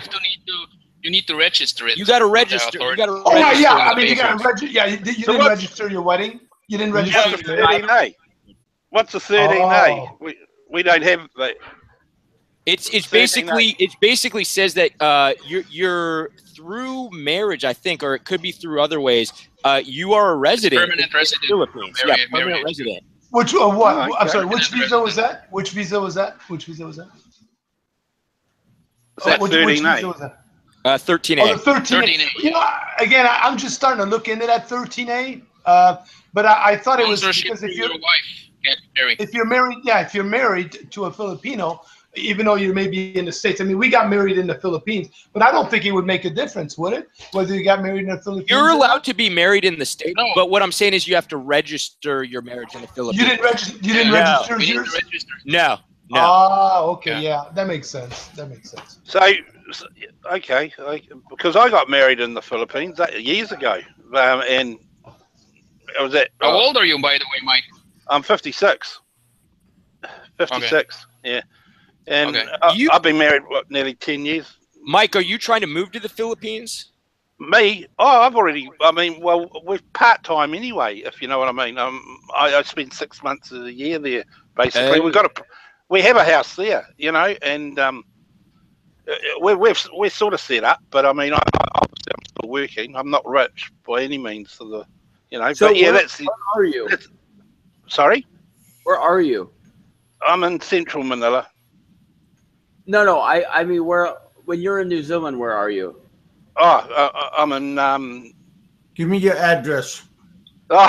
No. I'm in New Zealand. Yeah. Yeah, but. What area? What area? Wellington, the capital city. Yeah, no, I've been there. It's a nice city. Well, it used to be really nice, but they had a little bit of a earthquake.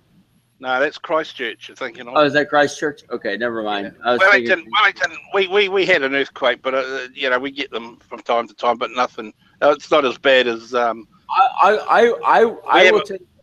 tell you what impresses me about New Zealand is the mayor of Auckland. Like a reporter asked a question, and he goes, "That's none of your fucking business." Because I have another question. Yeah, Peter. When you were in the police station 7, and I think Eric Stang came up to you and no, he wouldn't. You had some sort of conversation. He wouldn't speak to me. What was he like? I mean, why? How did you know it is him in the first place? How do you know it was Eric? How was the interaction between you and Eric on that day? Because he spoke to the police. See, Eric went around with the police trying to find as much dirt, and he was putting little secrets into, not secrets, but little suggestions into the ears of the police all day, saying this about OFWs and saying this and saying that. They were trying so hard to find some dirt on me. I mean, they were going out of their way to get it done. Was there no interaction between you and Eric? I mean, looking at each other or like yelling, he wouldn't speak to me. You know what? The only thing I said to him is I said, you always said if you ever meet me, you were going to beat the hell out of me. I said, you got your chance right here. And he wouldn't say a word to me. So he never spoke to you, no word at all. No, not a single word. He put this kid up. He claims to be very close friends with this JC. I don't believe it. He didn't know the guy a week before that. Is that the internet guy? Yeah. Okay. I guess he could be like Mr. Porter and just knows everybody in the country. Can we bring I'm getting burnt out. Can we bring Heminger on the show, Kev? Like your show's great and all, but I think we need to spice it up. Get Hemi. Yeah. Hey, Pete, you got somebody wants to ask you a question real quick. It says, why is PB getting a new visa if he's getting blacklisted? I'm not really sure what I'm that's not getting all about. blacklisted. Yeah, you're not blacklisted, right? You just you were just on your visa was on hold or something like that. No, are you leaving soon? I'm getting a new passport. Oh, you're getting a new passport. That's what it was. Yeah. Wait, I got to be honest with you guys, and I know this sounds weird. I'm gonna be a little bit sad when PDV leaves the Philippines because I feel like yeah, I know you guys want this, but I feel like PDV is part of the Philippines. Although yeah, he bashes the Filipinos and he bashes the Philippines, but something wouldn't feel right if PDV was elsewhere. But listen. But you're right. And there's big shoes to fill. So who's going to be the next PDV? Yeah, is the question. That's No, what I'm saying. listen, Steph. Who's You run stepping your up? mouth. You run your mouth from California. Matt Walkie runs his mouth from Spain. I can run my mouth from wherever I go. That's true. About the Philippines. All he needs is an internet connection, right? Where is Matt That's true. Wilkie? I haven't seen Matt Wilkie around for a while. Spain or He's England. back in Spain. No, but is he still He's back in is he Spain still and, doing Listen. his videos? Here's what happened with Matt Wilkie. He's left his wife and he's going to marry JBL. Dude, I love when people say JBL. It always confuses me because JBL is like a really good set of speakers, and a lot of people say that. A lot of people call him JBL. Yeah, or JLB, JBL. Yeah, He's still a fucking uh, idiot. Yeah. Anyways, You know guys. what, I think you're going to let a lot of people down. I don't think you're leaving. I think you're going to let a lot of people down, and I don't think you're leaving. I think you're gonna be here for a while. Actually, let me talk for a second. I stated ages ago that I thought Peter was leaving. In January, I made a comment that I thought, oh yeah, he'll be leaving in October. Looks like I might be pretty close to being right. Yeah, you might be. No, I'm actually thinking about moving down to Devon right next to Dave Phillips. Hey, Peter, do you have a passport right now? I do, but it expires in September. So it's just that 6 month. In order to go anywhere, you have to have 6 months fidelity, or they won't honor your passport. Well, that depends on the country you go to. Well, you know what? When I came the last time to the Philippines, I only had 5 months left before expiration. They almost let me on, but I made such a fuss. They let me on. They have to get a special. You guys have a 10-year passport, eh? Yeah. 10 years. Yeah. 10 years. Yeah. We only get 5 here. I gotta admit, we have a pretty international crowd here. So we have Alo, who is the Swiss German prick. We have Mike Luna, who's not much better than Alo. I mean, a little bit, but in New Zealand, and then we got Petey is in the Philippines, and then I believe the rest of us are in America. Gregor, lost your name is Greg or Gary? It's Greg. Greg, sorry about that. Greg, are you in the States? Yeah, I'm in Austin, Texas. Oh, nice. Okay, so we got a couple folks, myself, Greg, Jerry in the States. And Big Kev. I actually forgot about the owner of the show. Big Kev's in the States. He's in Kentucky. And it's actually a very international crowd. I mean, if there's any, hold on. I have a question for Kevin. I've heard this. I don't know. Are you banned from the Philippines? Yeah. I lived in Iloilo for 13 years, and I never paid. And then I got somebody stuck a machete in my head, and then I had to exit and go to the hospital and stuff. And that's a short version. Yeah. So here's the question: immigration just said go ahead and go and worry about it later. No, I went to the my embassy, our embassy, and they wrote a letter saying that I'm leaving without paying. Oh shit! What's that? Oh. Say that again. Whoever was talking, it was all jumbled. Okay. Say that again. They told me I had to get a letter of exit, and over at the U.S. Embassy, and I told them what happened, and they wrote a letter, and saying that I am leaving without paying, and. Well, I'm sure they had to waive that fee just to, because I mean, hey man, you just got a bolo in there. See, they had to let you go. Yeah, but now I have a question. How much was the fee? $5,000 US. Oh, that's a lot of lynch on. Yeah, that's a lot of money. That's a lot of bacon, buddy. That's a lot of bacon. Yeah, but he only has to pay it. Like I said before, you just, Kevin, you can write to the embassy there and just say to them, and they will tell you how much, and they may even waiver it. Yeah. Now here's the question I have for Kevin. Yeah. Now, okay. What's the situation now? Do you not have a passport?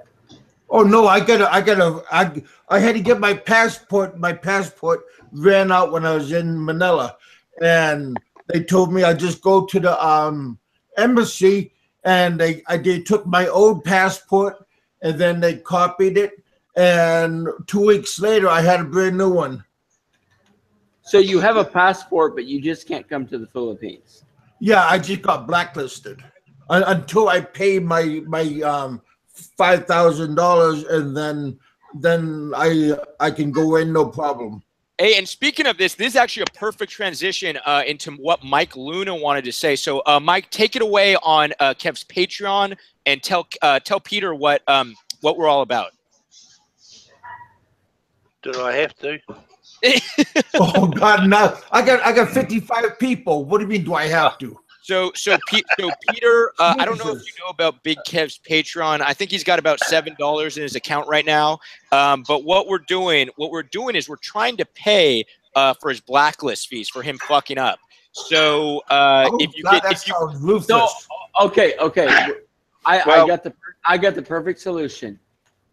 One day, me and Seth is going to go to Naga City, and we're going to act like we're feeding poor, hungry kids, and tell everyone that they're guilty bastards if they don't send money to take care of the poor. Well, kids. I have a better plan. What my plan was is we have $7 in the account currently because I took away my $3. They used to be 10, but I took it away.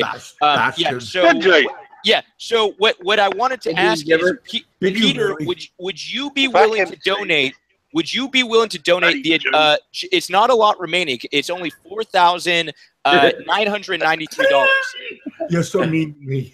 I'd just like to let everyone know that it was a bloody miracle that I managed to get $3 out of SezStyle. Hey, by the way, guys, I got an email today saying that my card has been charged as of today. Yeah, we all get that. Yeah, Kevin, how much you got now? Hey, I'm trying to look. Hold on. I disagree with you, Mike. Getting Seth to spend money is easy. Just refuse to pay, and he'll pay it. That's what I did. I would say just bring hookers and cocaine in. I'll be there.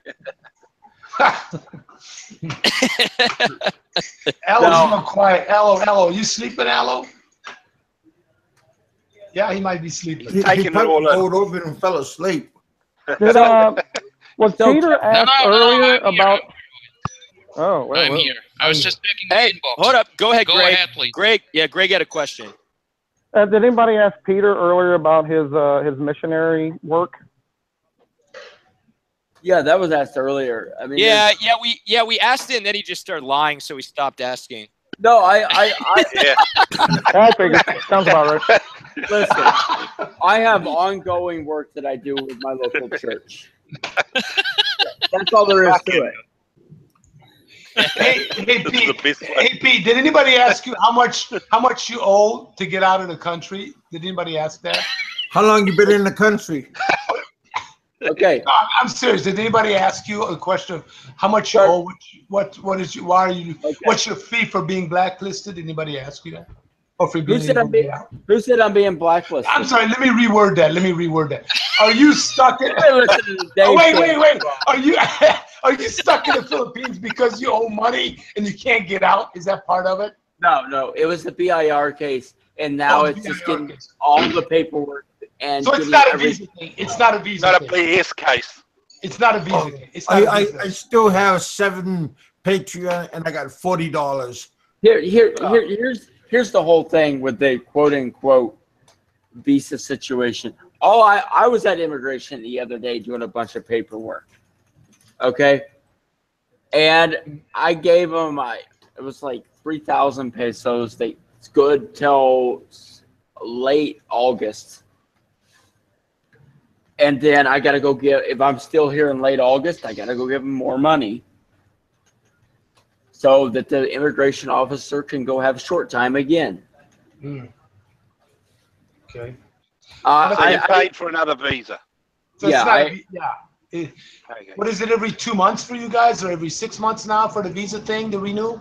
How do they do? Didn't they just change the rules on that or something like that? No, you can do it either way, but you pay the same money. Oh, is that what it is? Okay. Yeah. Oh, hey, If you guys, sorry. Like my channel, give me likes and subscribe. Oh, we definitely will, Kev. Don't worry. Hey, I got a question, man. It's been on my mind. What did you think? What did you think, Pete, when you saw them wanted posters out there? What did you think? Or did somebody? I've been gone for. No, you want me to I've been gone for an hour now. Maybe somebody asked this question. No. Yeah.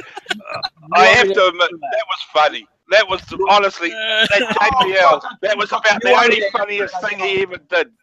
All right, I'm actually curious because actually, I just thought of that. Peter, let Peter talk. I'll answer it. My initial thought was that was some shitty ass Photoshop work. Okay, but were you shell-shocked a little bit? Like, No, not real. No. Yeah, I mean, it was pretty damn close. There was a lot. Were you looking behind your shoulder everywhere you were going and shit? No. I mean, seriously. What about when he interviewed that cop? What about that cop when he took that poster and showed the cop? Oh yeah. Hold on. That was a good one. I remember that. All right, let the man talk. Let the man talk. Yeah. The wanted posters have been around a lot longer than that. Okay. Here's the thing. When I saw it, there was a lot of little errors in it. It was just bad Photoshop work. Okay. Yeah, but dude, your face was right on there. How can you miss it, man? I mean, seriously. But you gotta understand.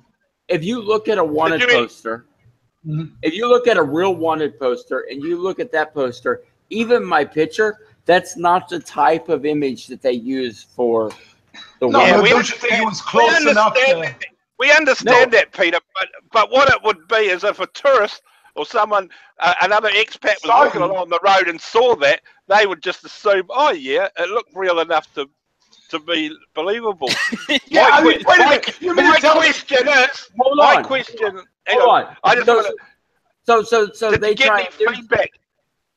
So they try and do something about it, and they would have found out what they found out in Baguio, that it didn't amount to nothing, and it was a complete waste of time. You know what?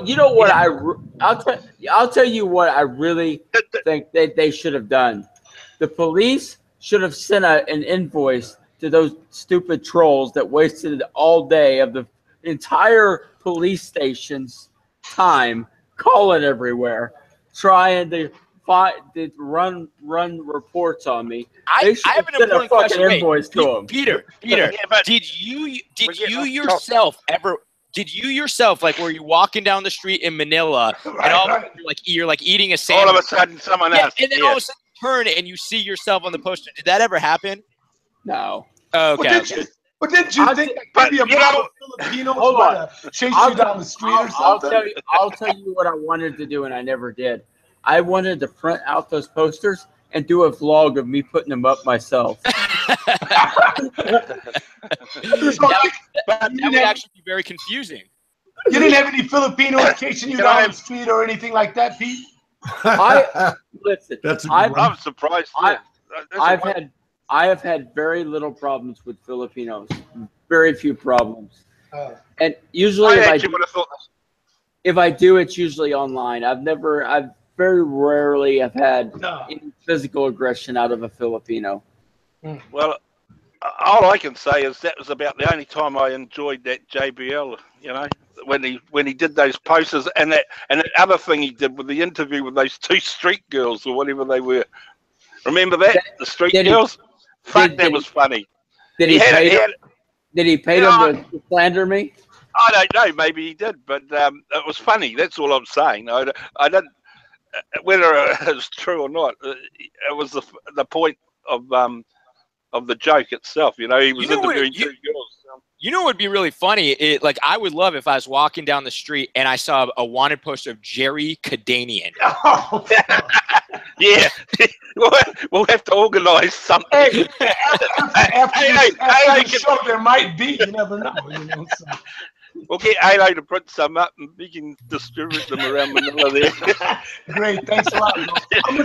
Jerry comes off the airplane and there's a fucking a crew of police waiting for him. Yeah, great. That's all I need.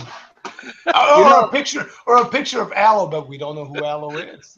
Keep that in mind. Actually, it would be a picture. It would be an audio of Alo's voice. That would be the wanted poster. You can download it, you know, in iTunes. Yeah, iTunes. Yeah, it'll be all over like the Manila airport, you know, and stuff like that. How old are you, Alo? Just out of interest. 38. I'm 38 years old. Oh, okay. Hey, I got a question. Okay, so this is to the general group. This is to the people in the room. So, you know, we've been talking for some hours now, right? And, you know, Petey's been a pretty good sport. He's made a couple horrible comments where we won't talk about ever again. But overall, he's been a pretty good sport. What happens after this? Do we go on like nothing happened and continue to hate him? Or what's the next step? I never hated you, buddy. I'm still your friend. How do we move forward? This question goes to the 51 listeners as well. After this show, is it like business as usual? Like you just hate Petey, or is it like now you guys are buddy? What happens next? And Petey, you can give your thoughts. If we see Pete on the street, do we chase him down, or what's the deal? You know? Well, you guys can start giving me some likes on my channel. That's what you can do. Okay. You know, BigKevin, you got a lot of likes, bro. I only get 23 likes. Join the Patreon. Okay, we'll do the Patreon thing. Let me say two things. You can buy some likes too. That's why I need the Patreon. I gave you one. I gave you a thumbs up. Hey, he deserves one. He deserves one. You can also buy dislikes. That is true. Buy some likes. Oh, wait, hold on. We got our first answer. Hold up, guys. We got our first answer. The answer is from Mr. James Williams. Says, "Fuck Peter. Business goes on." He's straight on the point. You got to give him that. Hey, Peter. You and James were never really close friends, were you? I guess not. You know. Did you get that feeling there? Did you, sis? I just got that. Hey, can we just change the subject again? Speaking about dramas and fighting, well, the Bama and bloody Jay saga is going to be an interesting one, isn't it? You know, it's interesting. They're talking about Ren in the chat room, Ren and chicks, and we got Peter here on the show. I don't get it. I think Ren is more popular than you, Pete. You know? It's interesting. No, I don't think so. No? What do you think about Ren, by the way, Peter? We talked about him just a little bit ago. Repeat it, because I didn't hear it. I missed it. Ren is 47. Oh, I heard that. Yeah, I know, but what do you think about him? Here's what I don't get about the guy. Two things. First of all, if you're going to put out a video bitching at people for saying inappropriate things to your girlfriend, but then you're going to have her dress skanky. A. B. You're gonna talk about how sexy she is all the time, and you expect a bunch of perverted old men not to leave inappropriate comments. That's all I got to say. I think that's fair. I think that's fair because, for example, Lynn gets a lot of inappropriate comments, and it's not like, oh, how dare you? You know why? I kind of you know expect why? it. What's that? Because you put the camera on her ass every time you walk. No, that's just because I'm so damn tall, and it's like that's the view. No, but here's the thing. Seriously, in all honesty, yeah, like Lynn's in the videos, right? So I expect like a bunch of people to hate. It's gonna happen. Now I delete comments when comments are making fun of me. Wait. No, SezStyle put out a video, and I remember it very, very strongly. I will never delete anybody's comment. I believe in freedom of speech. Hold up. You're putting words in my mouth. I didn't say that. I said at that point, which was very early on in my YouTube career, I had not deleted. But I said I'm open to the idea, which I am. I'm open to now. It's like, dude, if you're going to bash my wife, it's like, yeah, I'm going to delete it, right? But I'm still pretty lenient. You got to admit that. And then you put out a video a month later and said, look, if you want to bitch about Peter, go to his channel, not on mine. Yeah, that did happen, actually. That's right. There was one point where it was actually the two stars in the room, Heminger and Psychosis. I was like on vacation. I was traveling around, and I couldn't be online all the time. You know what? I couldn't answer comments. When you're traveling, you don't always have internet in the Philippines. And Heminger and Psychosis just totally took advantage of that opportunity. And you know what? To their defense, I don't blame them. I probably would have done the same thing as a troll. And they were just lighting my shit up. It was like, dude, I came back from like 5 days after not being online, and there were 500 comment threads of just ridiculous. Like some of the shit. This shit is so nasty. You read through this and you just feel dirty. Hold on. You just need a shower. Hold on. Is this before or after you destroyed your GoPro? This was before. Right before, actually. It was right before. Oh, by the way, Petey, you'll appreciate this. I actually got a new camera. Did you get a real camera this time? I do have a real camera. I didn't really want to release. I haven't used it yet because I don't know how to use it. That's the honest truth. Did you get a DSLR? No, it's like in between. It's kind of like, it's way better than a GoPro, but it's the mirrorless. It's a step down from a DSLR. It's like the one step down. The mirrorless cameras? Yeah, exactly. What is it? I don't know how to use it. It's a Lumix, Panasonic Lumix. Lumix is good. Yeah, it's a good camera. I got to learn how to use it. But is it GS4? I mean GH4? No, GX85. Okay. So it's like a top-end point and shoot, basically. Yeah, exactly. It's a little bit better than like the standard point shoots, but it's not as good as a DSLR. That will be good for you because you can shoot it fully in auto, and it fully in auto is for stupid people, so it'll work great for you. Psychosis and Hemi, they believe that they made me the fucking drone. They made me the star I am today. No, man, you guys left 500 thread comments talking about like retarded girls. How did that make? You guys are crazy, man. You guys are crazy. No, hey, did you see Porter's stuff? When someone comes to your video, they see 850 comments. They go, man, this guy is really popular. Yeah, and then they read the comments and unsubscribe. Hey, did you see what Porter said in the chat room? Did you see what Porter said? It says, God, you guys are still here. I ate lunch, went to the store, came home, ate dinner, had sex with my ex-girlfriend, and we're still talking. So he did a lot of shit. Damn. He could have probably had sex with another girl, too. He would still be here. How long have you been going, Big Kev? This is my third show. Third show? How many hours? It's around 2 hours each one so far. Oh, man, wow. I got to be honest with you guys. I haven't even eaten lunch. I had to wake up super early to do all this cat shit. And when I say cat shit, man, I'll make it. This is a historical event. Yeah. It is. It is a historical event. Yeah, this has been wild. I mean, I gotta eat Well, lunch, guys. right now, I'm talking to JLB, and I'm trying to get him on my show right now. Oh, Tell him to come on over. But he don't want to because he says he has so many trolls. Tell him to come on over, man. Tell him to come over and get bashed. Wait. He's complaining he has a lot of trolls. I got a whole fucking army. Well, you're a popular guy, Pete. I mean, what can we say? Hey, and you're popular, bro. I mean, come on. It's like when Montelli complains about one troll, video freedom. I'm like, you have one troll and you're complaining. Yeah, I think get him online. Yeah, That'd be a good idea. It would be fun. It would be fun. I would say either JLB or Michael Fazio. Oh shit! At the same time. Shit. That's an Alo show, though. That's an Alo show. That's not a Big Kev show. That's an Alo. Here, I got a question for PDV.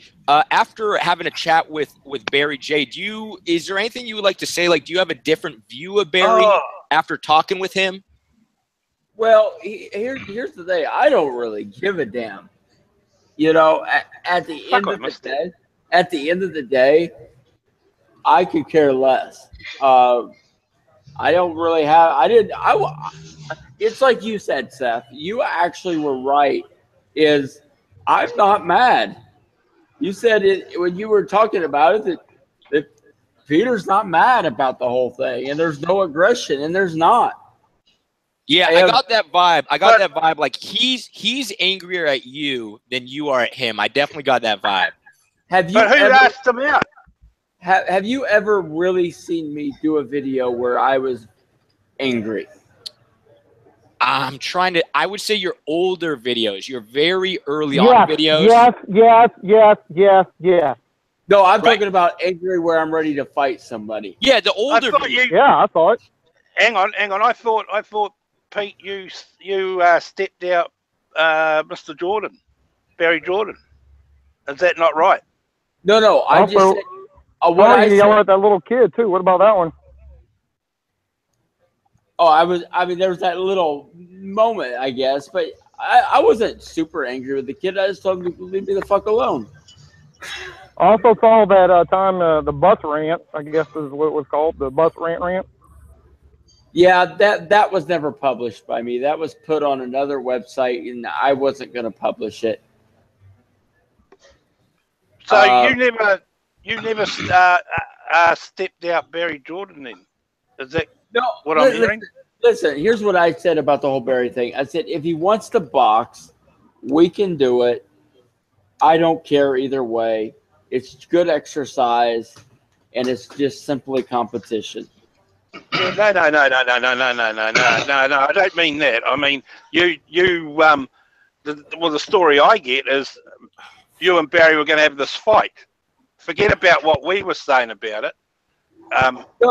That was just going to be a good old-fashioned fight. No, well, no. He thinks everything's going to be a street fight. No, I don't street fight. It's between the ropes. It's by rules. There's a referee. There's judges. And you have to follow the rules. You have to wear headgear. You have to wear gloves. You have to wear wraps. Now you're missing either you're missing the point or you're confusing me a little bit. I thought you were going to fight him as in a fight. It's like saying like a bare knuckle fight. No, he never said a bare knuckle. No. It's just the case of you had a disagreement and you said, "Come on, then we'll have a fight." Is that not? No. I won't fight outside the ring. Okay. Hey, Pete.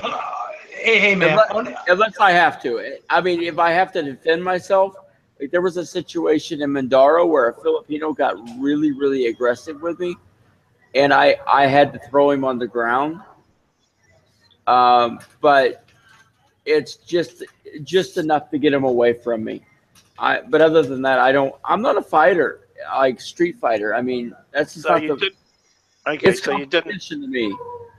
So you didn't turn around and say to Barry Jordan, Come on, then. Let's have a fight. Well, plus, I'll tell you what. If Barry can get through David Tua, he can. I'll fight him. David Tua, he's in Australia. No, he's in New Zealand. Oh, okay. I don't think Barry's going to go to New Zealand to fight anybody or anything like that. David Tua will mess. Barry versus David Tua is not going to be a fight. You know what? I got to be honest with you guys. I was kind of more down to see the Ren versus Barry Jordan fight because those guys are the same size. And Ren is more of a thug, and I don't mean that harshly. He is. Well, we were talking about it actually live with Ren, and I was like, wait a minute, you guys are like the same size, you're the same weight. No, you don't hate each other, but I was like seeing if Barry could maybe stir the pot a little bit. I think that would actually be a pretty damn good fight. Oh, and they're both smokers and they're both alcoholics, which I mean, I told them that on the show. Wait. Did I hear it's going to be another fight. Style talking about someone being an alcoholic. Yeah, because I like to deflect all the attention off my alcoholism. Yeah. Well, okay. Hey, Pete. Hey, on some of your videos, man, on some of your rants and all that, some of these videos, you look like you caught a buzz or had a beer or something like that. No, I don't drink. Are you ever catch a buzz on any of these things before doing some of these videos? I don't smoke. I don't smoke cigarettes. I don't drink. So you're right. That is a good question. Wait, I have a question to build off of Jerry's question. I know you don't do it now. In your past, have you ever I guess what people wanted to know in the room, I'm just going to say it. Have you ever smoked meth in the past? Well, it depends. Do you believe in reincarnation? I want to know. Has he rooted anyone over there, male or female? Bro, I have not done any drugs besides Coca-Cola, and I love coffee. Hey, there was a I read a thing that you had posted on like one of your websites that you said when you were like 16 or 17 you were into drugs. Is that true? No, not that I know of. I mean, well, you were so high you don't remember. That's what happens to me. No, I can tell you for a fact that I would have, because in Missouri, if you are in sports in the high school level, which would have been at that time, they can randomly test you at any moment. And if you get caught with anything, including marijuana in you, it is a lifetime ban. I played a lot of high school sports, and nobody was ever drug tested, dude. In Missouri, they never drug tested me either. I mean, I did a lot of sports in my school. How old are you? Huh? I'm 44. I'm 44. Okay. Well, you're just a little bit older, but in Missouri, they are really tightening down on this stuff. Hello, how are you? I graduated in '99 from high school. So they really have tightened down on this, and they're tighter now than they've ever been. I mean, so no, I've never messed with it. That's kind of like the Bill Clinton response. I did not inhale. No, I didn't even have sex. I did not have sex. That woman. Man, because I remember specifically either reading or you posting the video about you as a youth. You did that, and like you were saved by the Lord or something. No, I can tell you. Now, before I got converted to Christ, you people think I'm angry now. You wouldn't want to see me back then. No, I had a real problem with my anger before that, when I was like 14, 15. Is your anger worse than Alo's anger? Because, I mean, you saw the video of Alo in the rush hour traffic in Manila, right? I mean, goddamn, when I saw that, man, I couldn't fucking believe they let this guy out on the street. I'll tell you. I'll throw tell him you in this. jail, man. I mean, I'll tell put him you in a this. padded room or something like that. You know. It's I saw a amazing. video with a nice pink handbag. Yeah. Peter, Yeah, I like the handbag too. hey, Peter. Yeah, I love just the handbag. Peter, just to end this topic once and for all, would it be safe to say you smoked a little bit of Jesus? That's actually What the hell does that mean? I don't know. I don't know. I just Something's made it on up the right now. road. I think you smoked something too, Seth. It sounded good at the time. I did actually. Sometimes in my head it sounds a lot better, and then when I say it, it doesn't sound the same. Oh, I know what you mean, buddy. Yeah.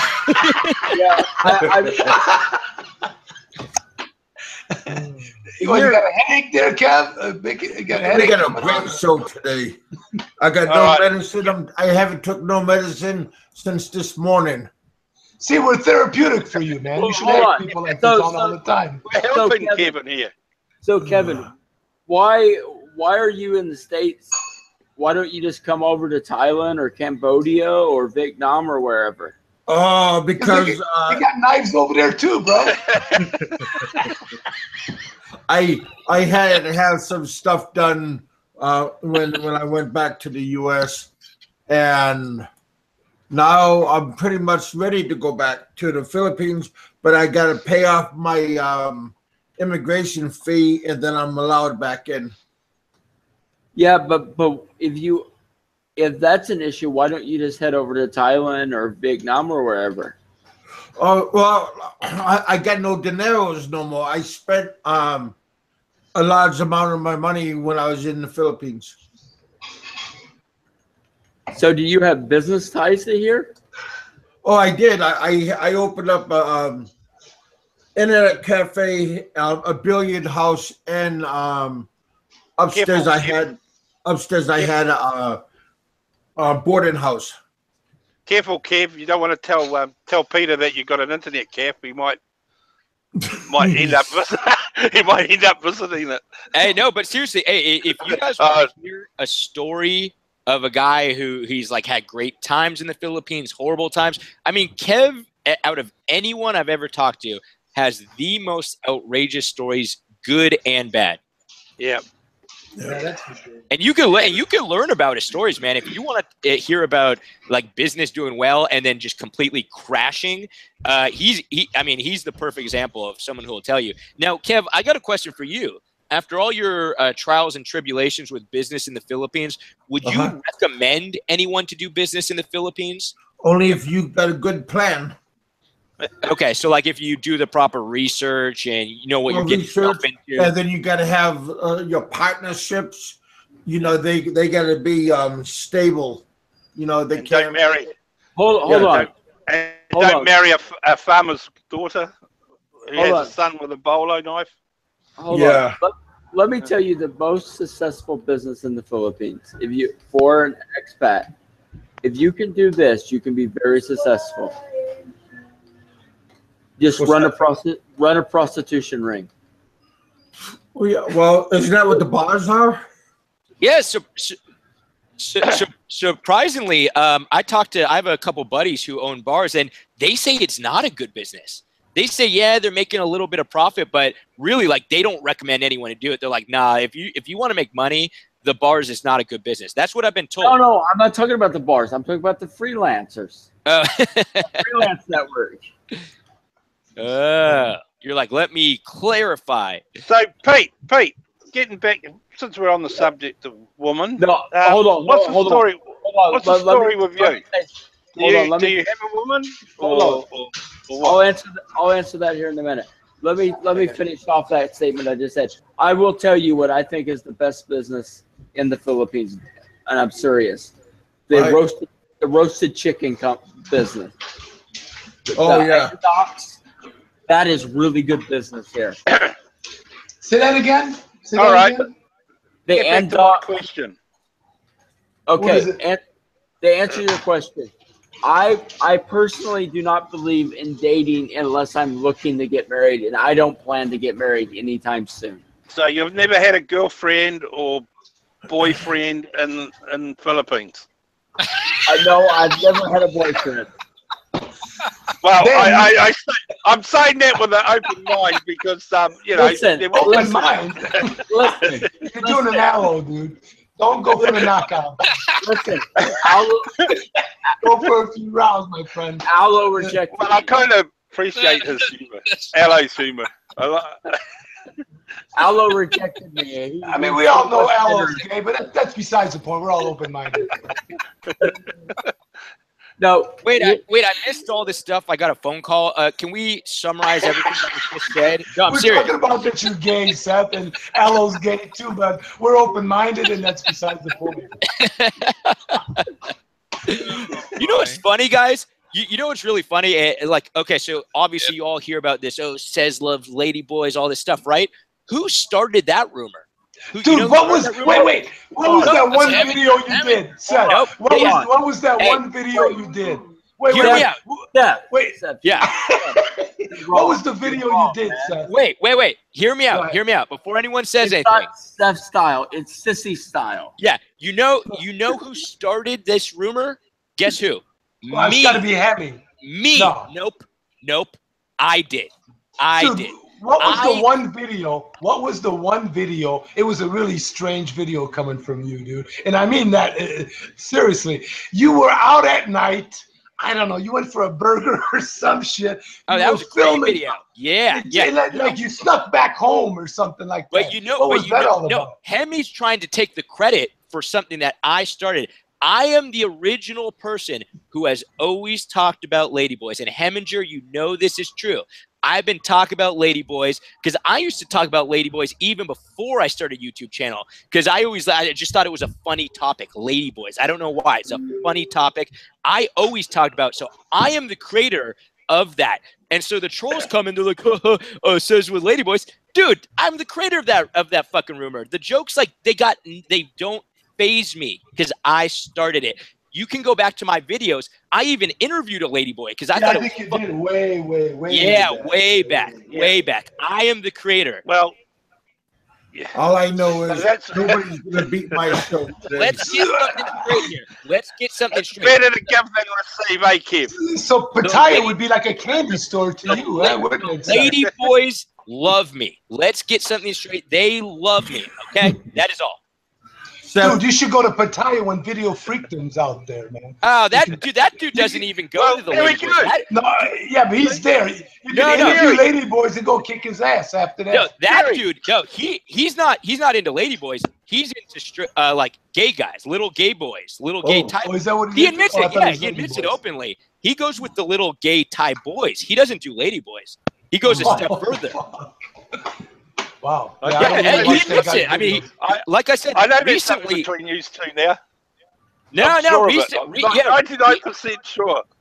Recently, he really started coming out of his repressed closet homosexual state, and now he just admits it. He goes to Thailand to be with the little Thai boys. That's what he admits it on his stream. Oh, okay. I'm gonna have to look at a couple of his videos. So I didn't know that. You know where I saw his video? I saw him on Kevin Thailand. That's where I saw. I like him. Him hanging out. He was hanging out. Did you guys see that video with Kevin Thailand when Aaron was there? Now he wouldn't show his face, but he was there, and Kevin Thailand mentioned him. Did you guys see that video? No, but I like Kevin Thailand. Yeah, Video Freakdom was there. Yeah, with his Kevin name Thailand. is like mine, so I like it. Aaron, yeah, his name's Aaron. I'll tell you what I would like to see out of Thailand. I'd like to see more videos from that Chai Mei guy. Who? There's a guy in Chai Mei that just loves Chiang Mai. Yeah, he loves Ned. Is that Greg? Yeah. Oh, yeah. Well, actually, he's in southern Thailand. He's in southern Thailand. I can't stand that guy. Well, he's the Peter Vandever of Thailand, basically, right? No, but he is. Everybody knows he's the PV of Thailand, Greg. Or what was his name? What was that cat's name? It's Greg, but they would call him something else. Twitchy or something like that. There you go. Yeah, but here's the thing. I don't think the guy would actually say that stuff to Ned's face. No, I don't think so either. Oh, I would call Ned a commie straight to his face. Well, I don't know, PV. I mean, he's got a few pounds on you. It doesn't matter. He put out a bobbing and weaving. Well, wait a minute. Wait a minute. When you went to Dumageddon, and Henry was on the boardwalk, how come you didn't go up to Henry then? What was the deal on that? I walked right past him. Well, okay, but you could have stopped and said something to him, like, "Hey, what's up?" And why didn't you? I need an answer on this one, brother. I came all the way from Chicago to talk to you. You're talking 4 years ago. I mean, well, you could fight better 4 years ago than you are now, right? I mean, hey, that's 4 years ago. You're 4 years younger. Henry was there, and you walk right by him, and you didn't do anything. Should I have broke his jaw then? Probably. I don't know. I thought you were going to go down there to kick his ass because he was talking about you. No. I was just in Dumageddon. I was already there. Nah, wait a minute. You made a special trip because he was talking about you on a video, and you made a special trip to front of him. No, I was down there because, I'm getting old. I'm getting old, but I know my memory's still pretty good. Listen, I was there to go to Siggy Horde. That's why I was in the area. Are you sure? Yeah. I mean, you ain't pulling my chain here, are you? No. I was there to go to Siggy Horde. If you're pulling my chain, I'm gonna have to get rent on your ass. Okay, I enjoy. One of the places in the Philippines I like to go is Siggy Horde. All right. I mean, it sounded like you were going down there to talk to Henry and say, "Hey, what's up?" No. Right. Now, your video, you even came out with the video and said that Henry ran away. I remember that. But let me tell you this. My issue with Ned has nothing to do with the Philippines. No, I'm talking about Henry. I ain't talking about Ned. Yeah. Because you went down there to talk to Ned. I mean, to Henry at the time. Well, I think both of them are punks. And they both basically fly out their ass about what life in the Philippines is really like. They make it sound like when you land at the airport, girls are lining up to have sex with you. Damn, they were when I came. I had no problems, dude. I was getting phone numbers left and right. Now I don't know if it's just me because I'm from Chicago, or I mean, I did mention a couple of times I was from San Francisco, but I didn't get no takers. I mentioned that. And what was their finder's fee? And there was no finder's fee. I'm telling you, they were coming up to me, giving me phone numbers. My wife at the time, which was with me, even told me, "Don't go out there by yourself, man. There's gonna be women coming up to you left and right." She was right. And this was in Makati. Now, I didn't happen to run into you or anything like that in Makati, but I remember that. And she was telling me that. Hey, yeah, but anyway, I mean, no. Here, going back to what I was saying, my issue with Ned, and I would say this straight to his face, is he put out a video where he said that Americans should be disarmed. Oh, I don't know. I can't remember that video. Oh no, he's like he's a diehard. That's why I said it has nothing to do with the Philippines. Wait a minute. So Americans should be disarmed, and then you had a hard-on Ned because he said something like that? Oh hell yeah, I do. I mean, again, it's freedom of speech, right? I mean, you always talk about freedom of speech. Hold on. Right after freedom of speech is the right to bear arms. You want my weapons? You come get them yourself. Okay, but it's freedom. It's I'm not gonna go to that one, but anyway, hey, it's freedom of speech, Pete. I mean, we're going to be American. Hey, let's is there anyone else we can bring on to kind of spice in this show up? Like, what do you think, Kev? You can't get no JLB. Yeah, JLB. I don't mean any offense, but Jerry and Mike are getting super boring, man. Hey, Alo, come on, Alo, say something, Alo. Hold on, Seth. We need. No, I'm actually still listening. In a few minutes, I will jump off. Then let's see if you guys are still on. I will be back in 15, 20. We need to find someone that believes that I'm the Antichrist of the expat community. Who would be the PV? Who, in your mind, who would be the ultimate person to bring on the show while you're on? Oh, Henry, of course. Yeah, that would be pretty. That would be pretty historical. I agree. Or Dave. See if we can get him, Alo. Oh, Dave, yeah. Dave would be a good one. Yeah. Dave would be a good one. Wait a second. I tried to reach out to him. Get Alo to reach out to him. Yeah. Alo, what's your take on this? Alo, what's your take on this? No, I tell you what, I'm not dealing with Dave online. Oh, come on. Come on. Henry is probably doing and I think Dave by this time is actually really up. Let me just check on Hangouts. Hold on, guys. Pastor Kettlecorn said something. Actually, I think it's a really good idea. What about Jerry Rizzo? Yeah, he might. He would be a pretty funny one, actually, because, like, have you ever actually talked to him, Pete? Oh, he sends me obnoxious emails all the time, and I tell him to go fuck himself. You guys are like super close buddies. You're like, yeah, behind the scenes, he talks to me all the time. Hey, but listen, here's what I want to say about Jerry. This is what this annoys the hell out of me. You know, and he could say all the hate he wants, but you notice he's afraid to show his face. The latest I've seen with Jerry Rizzo is he actually went as far as to make a mask of you. I saw that one. Yeah. I know. I'll be honest. I saw it. I was like, it's like funny, but it's a little bit creepy. But Jerry's hilarious, man. He's actually a pretty witty guy. Like, out of all the people who bash you, Peter, and I mean this in the best of ways, Jerry actually it's like witty comments. You know what I mean? It's not just bashing for the sake of bashing. Yeah, he does it because he probably really doesn't like you, but he makes it kind of funny. He puts a funny spin on it. I don't know. He's a very smart guy. Jerry's pretty smart. Rizzo, absolutely smart guy. I have spoken to him a couple of times in Hangouts. Very, very smart guy. And you can tell, also by the comics that he has put out, very witty, eloquent, smart man. Very talented. Smart man. I'm curious I'm really curious what Jerry's real job is. Like, what does he do in real life besides make Peter comics? Hold on. He's from Australia. They don't have to work. They get the dole. Yeah, that's a good point. Yeah, that is a good point, because I'm pretty sure all Australians are criminals. So that is a good point. Criminal-minded, not criminals. Do you know the history of Australia? Oh, man, you know me in history and politics, man. No, Seth, what you said is right. They were all criminals from England. They got sent all the way to Australia so that they wouldn't criminalize in England. I did hear that. Yeah, no, I did hear that. Let me ask Mike Luna, what's your take on Jerry Rizzo?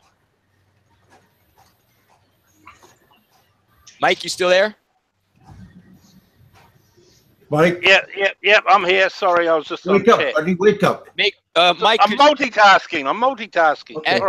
As a New Zealander, because it's my understanding, correct me if I'm wrong, that New Zealanders don't really like Australians. So what's your take on Jerry Rizzo and his creative efforts?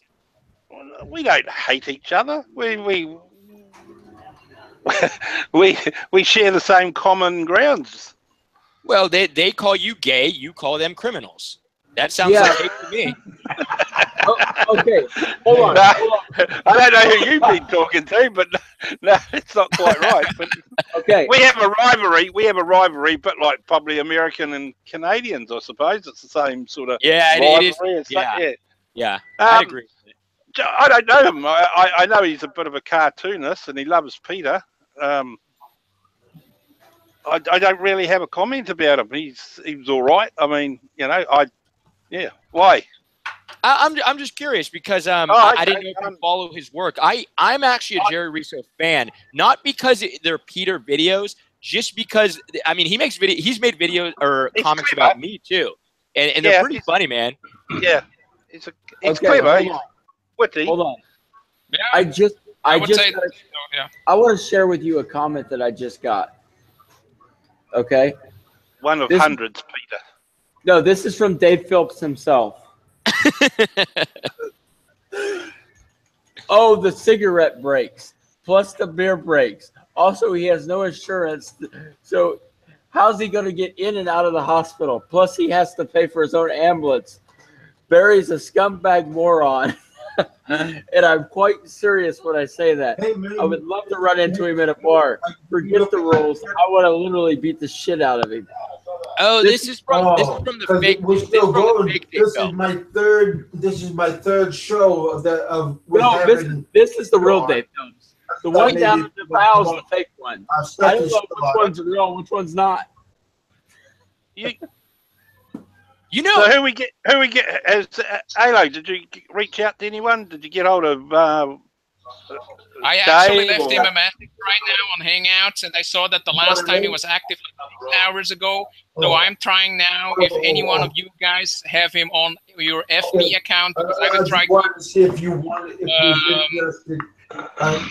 keep calling him or giving him a sign. Let the man speak. Fuck's Okay, sake. cool. God, everyone's fighting. Cool. no, Kev's like on a phone call. Is everything Hold good on, with hold your on. dad and all? I'll tell you who I want to get on here. Hang on, guys. I've just got a personal And thing. I'll how just are finish you? that. How are you feeling? Hey, I don't know if you know this, but I dedicated my show for you and your father. hey, we need to get Travis Kraft on here. Yeah, I told everybody not really what was going on, but Can someone your shut father up? passed Can someone- away, and Kev, He didn't mute his mic. for you guys. He didn't mute his mic. Shit. Well, that's hold what on, guys. friends are I'm for. gonna mute him. Hold Okay, on. I'll send you a link. Can you mute Is him? that Roberto? Yeah, check this Alright, out. brother. Check this out. I think I just muted Big Kev. This is now my show, guys. I have the power. I muted Big Kev. Okay. How did you mute I Big say, Kev? yeah, I just muted him right now. Hmm. Do you hear him anymore? No, how did you do Yeah. that? Dude, I got the fucking power, dude. I got the power. I decide who goes on this show. And if I were to pick someone, this is a tough one, Peter. Like, it's not often we have you on the show. In real life, I'm the one that decides. Be right back, guys. Okay, keep going. I tried to get hold of. Dave. Okay. Okay, I think we should bring on Roberto Dunn because That's who I just talked to. Yeah, I'm pretty sure Roberto Dunn really hates Peter. I think he really hates him. Seth, So hold on. Are we looking just for talked someone to that Roberto, actually? and he's coming right now. All right, go ahead, Peter. Are we actually looking for someone to talk to, or someone just to be an asshole to me? That's Right. true. That's true. That's a good point. I would prefer that's a good question. conversation. I would prefer a conversation. Okay, well, I just invited Roberto to come on. Do you know Roberto Dunn, Pete? Yeah, he loves me. Oh, Oh, okay. great. The ratings are going to shoot through the roof now. There you go. Well, no, see, Roberto needs to be cheered up a little bit. So, Yeah, his father passed away, guys. Remember? yeah. Yeah, I'll just say this to Peter. You probably should not make any jokes about that. Oh, no, God, no. I was just going to say it might not be a wise move bringing them on now. Don't do that. All right. I could see his fist coming out and grabbing you. I could see it. Through I the could see it internet. happening. I could see it happening through the computer. Yeah. Anyways, guys, I'm gonna give the mic to Alo Winter because I feel like he has a lot to say. What's this? Is Alo still on? Yeah, he's coming back. He's coming back, he said. Hey, Roberto, my brother from another father. Hey guys, how you doing, man? Hey, Roberto, what's happening? I don't know. Hey, Roberto, where are you now? I'm back home. I just got in last night. You already Sorry went. to hear about your loss, mate. Yeah, Sorry, I was about to say. Sorry to hear that, bro. Yeah, I appreciate it, guys. Yeah, everything's fine. We ended up cremating him, and then now we're gonna have a military service for him in a couple of weeks, actually. Oh, wow. Are you going was to everybody Florida? able to Are you get going back there? to Florida? Say again? Was everybody able to make it to the funeral, or your whole family and everybody? No, we haven't had a funeral out. We had it cremated, so they're sending his ashes to here to Texas in about 5 or 6 days. Then we're gonna have a service. Oh, so right around Sunday then. Right. Well, Kev, did you want to fill in Roberto on what's been going on for the past 24 hours? Oh, hey, we had one guy come back from like he was Lazarus. He came back on the third day.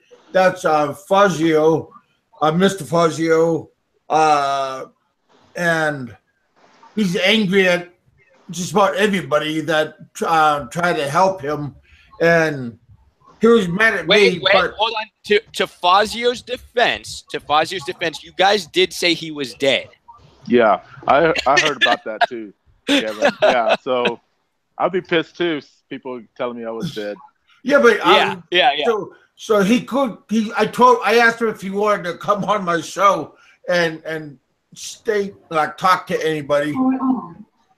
But I don't know what he's doing. But he's probably relaxing with the Angels and having a good time. But today I put a chance he was and had Alo because come on my show. Murdered. And when Alo came on my show, I was gonna bitch and complain at him and moan at him, and then all of a sudden, Mr. Peter came on, and I got a few things to we say had a about great day Peter. all day. I think we had 3 different shows, and we've been doing a good job. This is one of the best days of my life. Right. YouTube life. Yeah, I caught a little bit of it here and there, so I'm kind of aware of what's going on. Okay, because I've been trying to get a hold of you and drop a links to you. Yeah. So good. I'm glad you caught up. Hey, Mr. Peter Vandever, how you doing, sir? I'm good. What's up, bro? I'm fine, man.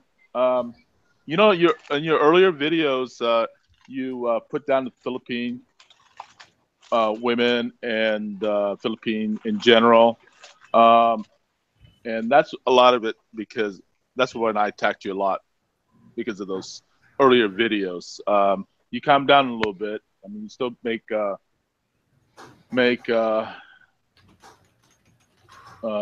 won't say accusation, but you make comments still to this day about the Philippines. So I was wondering, what makes you say those things? I mean, you live in the Philippines as a guest, and every time somebody attacks you, you bring up the Philippine Constitution that is protecting you. I don't think it protects you. You're an American. It protects the people of the Philippines. Visitors have some rights, yes, but the Constitution does not protect you. And just because you're saying bad about the president or the Filipinas, the women, or the OFWs, so what do you say about your earlier videos that you downgrade the Philippines in such a way that it pissed a lot of Filipinos off? Oh, okay. First of all, the Constitution, let me answer that question. Unless it explicitly says it's for the Filipinos, it governs all people while they're on the land. No, that's not the way it is, man. I got a little bit of education, and I was in the Philippines. The Constitution is the foundation of all legal systems. Right. Just like we have here in the States. And a foreigner comes here in the States as a visitor, has some rights, but all of that in the Constitution is basically just for the country they live in. There is a Filipino in the United States that is an illegal immigrant, and I forget his name. He went on MTV and made an entire TV series. Yeah, I saw that. Insulting white Americans. Right. What did the American people say? That's his freedom of speech. Right. At the end of the day, it applies. Now, this issue has been raised with PMP, and PMP has said that it falls under free expression. Right. Okay. Yeah, I understand that, but my thing is, why do you? Okay. Why do you make comments like that to the Filipinos and our culture and the way we live? Okay. Well, first of all, do I disagree with parts of the Philippine culture? Absolutely. And why are you there? Why don't you get the hell out? I mean, we definitely don't want you here. That's got to be the #1 question Petey gets. That's got to be. Yeah.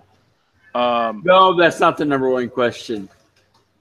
But the other thing is, why would you come to our country, go to an internet cafe, steal the money that people get to live on, but you're gonna have to listen to the last 20 hours.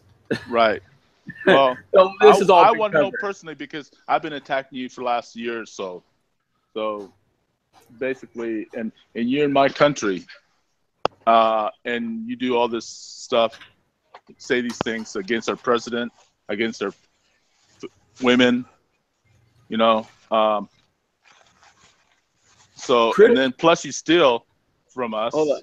Criticism, especially of the president, is a protected right.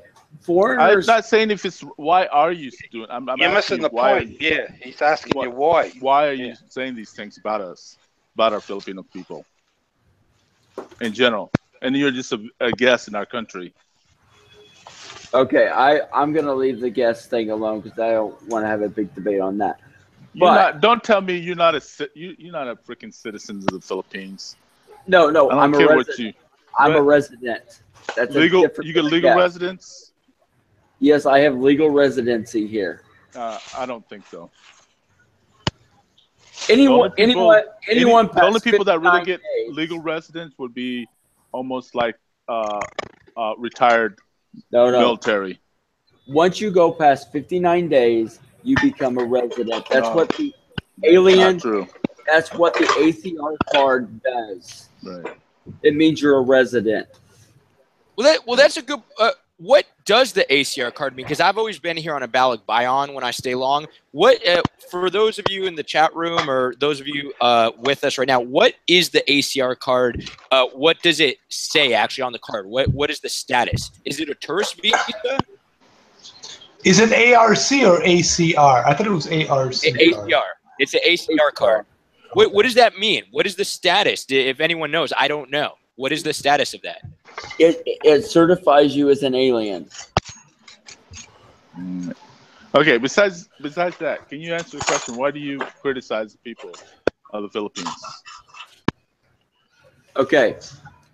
First of all, the criticism of culture is not. OFW is not a culture. So that's not part of the culture. Okay. Are we talking about OFWs or are we talking about culture? Everything. OFW is part of the Philippines. There are Filipino people that works that lives in the Philippines. Okay. If we're going to talk about OFWs, there are some very serious problems that is created by what they're doing. Okay. How many people do you know are OFW? Name me a few people that you know that are OFW. I can tell you, I can give you a half dozen, maybe a dozen people, and all of them are my relatives. I have 6 cousins in Hong Kong, Singapore, New Zealand, Malaysia, working as the OFW. So you tell me. Okay, is the Philippines in a place to export its workers when there's stuff that our own bridges are not built, the Philippines' own bridges. Our bridges. Can I just jump in for a second? Peter, we have them here because our country suffered a major earthquake, which you know about, and they're here to help build our infrastructure. Without their help, we can't get our cities rebuilt. But you know what? The Philippines is still not completely rebuilt to Cloven. So what? We have per capita for the size of the Philippines, we're like the top 10 in what I want to say population. Population. You're number 12 in the world in population. In the world population. Yeah. We're not hurting for Filipinos people to work in the Philippines. We're not. It's only Actually, bro, there are jobs open everywhere in the Philippines on an ongoing basis. They can't. That's fine. Just like Filipinas want to marry foreigners so they can come to the States, make a better life for themselves. That's what the OFW stands for, to make a better life for the people of the Philippines. I read in some column, I didn't pull it up. I wish I did, but it was saying that the money that's brought back from the OFW to the Philippines helps our economy a whole lot. Exactly. Okay, hold on. Let me why would you criticize And people? I'll tell you something else. Without that program, we as a country of 4 million people, we wouldn't be able to get things done. And we because we don't have the population base or the skill or the labor or the skill factors to get our country back up and running. We're not as big as this. That's why we have OFCs come to New Zealand. A lot of them like the country and end up staying. But you guys also have to understand what Duterte is doing right now is a good thing. The reason is you don't just a minute, let me finish. You don't just a minute. You do not have enough jobs in the Philippines to fulfill the amount of people that are unemployed. And here's the reason why. Because of the corruption that's ingrained in the government. That's why you don't have any jobs, and that's why people are forced to go elsewhere out of the country to work and bring money in. But Duterte is cleaning the government up, and once that cleaned up, companies are going to want to come to the Philippines and invest. Nobody wants to invest in the Philippines right now because of the corruption and the way the government does business. That's why nobody wants to come here. And if companies don't invest in this country, there's going to be no jobs. Companies from outside the country create jobs. That want to come to the Philippines will create jobs. And with Duterte cleaning up the government, more and more companies want to come to the Philippines to do business. You got to understand that. First of all, that's not even true. It sure is true. Of course it's true. Hold on. The number one employer was Aegis. They pulled out and went to Malaysia. Yeah, and then why did they pull out? When did they pull out? When did they pull out? Yes. It was last year, I think it was. I'd have to I don't look. believe it was because of Duterte. I really don't. No. But they pulled out because the infrastructure was horrible, that there's constantly typhoons, and they could get no government support. Duterte, and I'm not going to get into my personal views of Duterte, but the answer to the nation's problem is not to kill everyone that disagrees with you. He's not, you know what? And again, I hate when people read the media and all this bullshit that's on the media. Yeah. First of all, the guy is not killing everybody. And a small percentage of drug dealers, and again, these are drug dealers like the mayors of certain city in Ozamas. Basically, all the governmental officials in Ozamas and in that area got killed because they were bringing in drugs, backing drug dealers and all that shit. In a small amount. And think about, wait a minute, about 7,000 to 10,000 people got killed because of this drug trafficking, and that's a small percentage of the amount of people that live in the Philippines. You got 100 million people that live there. Okay, so you got 7,000 people that got killed. And again, a drug dealer is going to put up a fight because you're trying to take his money away. And he's going to put up a fight. Of course he's going to get. You're missing a bigger point. What's that? Bigger point. Let's say there's 7,000 are dead, which is a huge number of people. It's not a huge number. It's not. When you look in reference to how many people live in the country, 100 million, it is not a large number.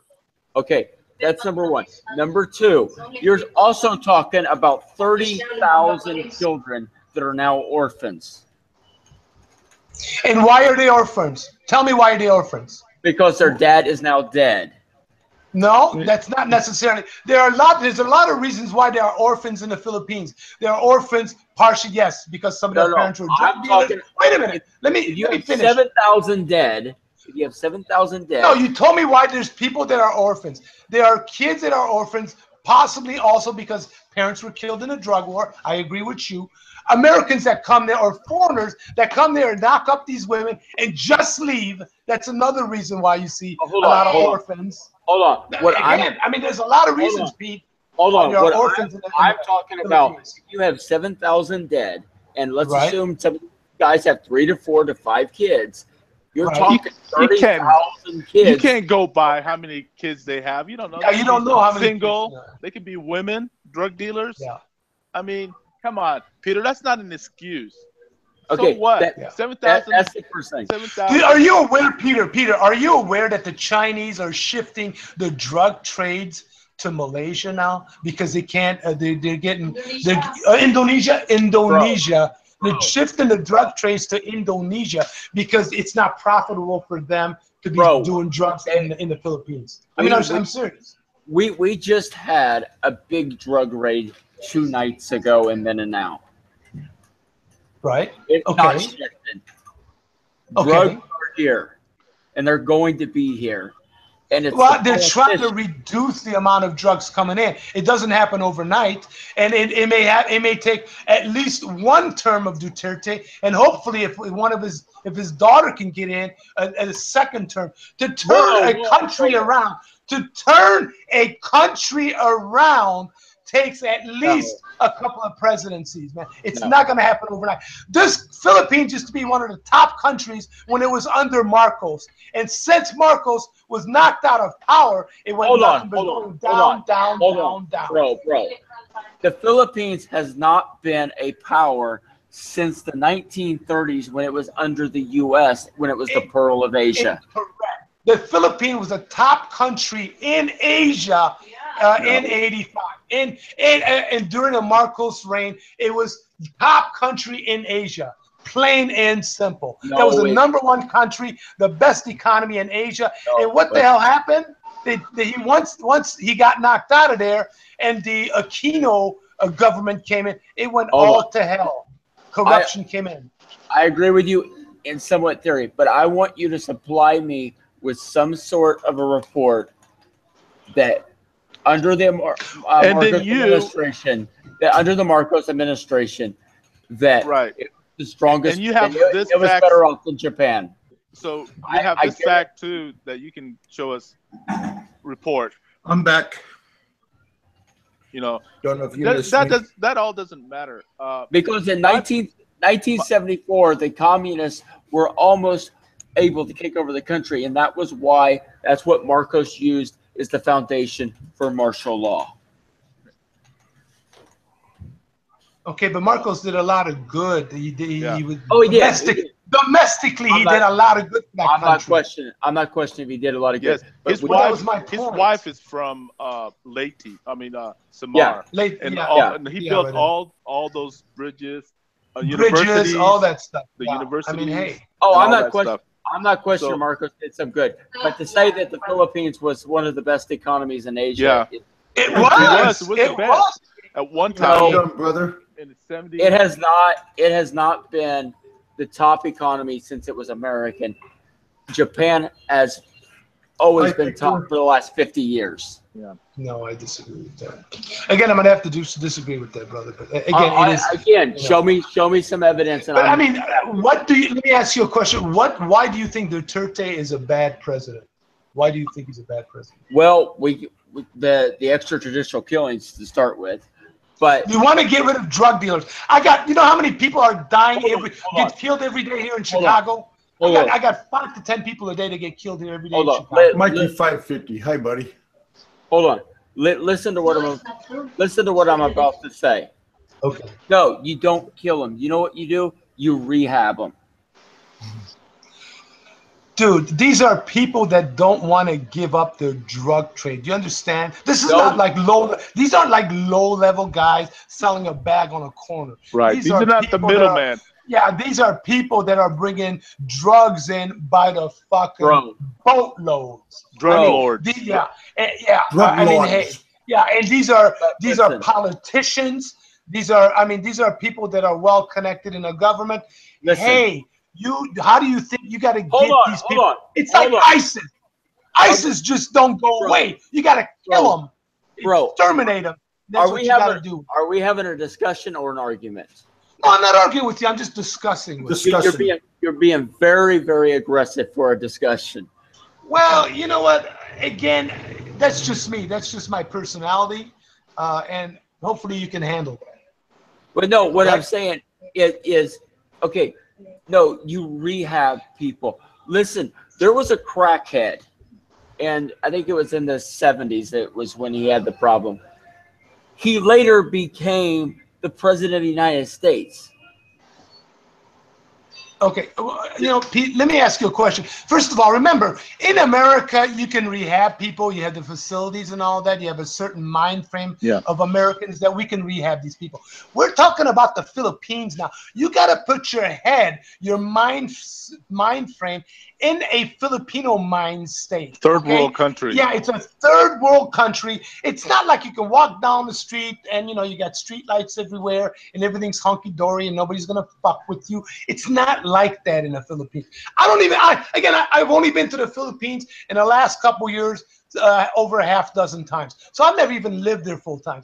I've traveled all over the world, and I know what Western first society, third world countries, and what the difference between a third world country and a first world country. Okay, in the countries like the Philippines, hey, killing, you got to do it. It's like you got to exterminate. Like when you go to the Middle East and some of these countries there, they're not going to just go away, these ISIS. You got to exterminate them. You got to get them out. You got to kill them. That's how you end the problem. It's the same thing in the Philippines with drugs.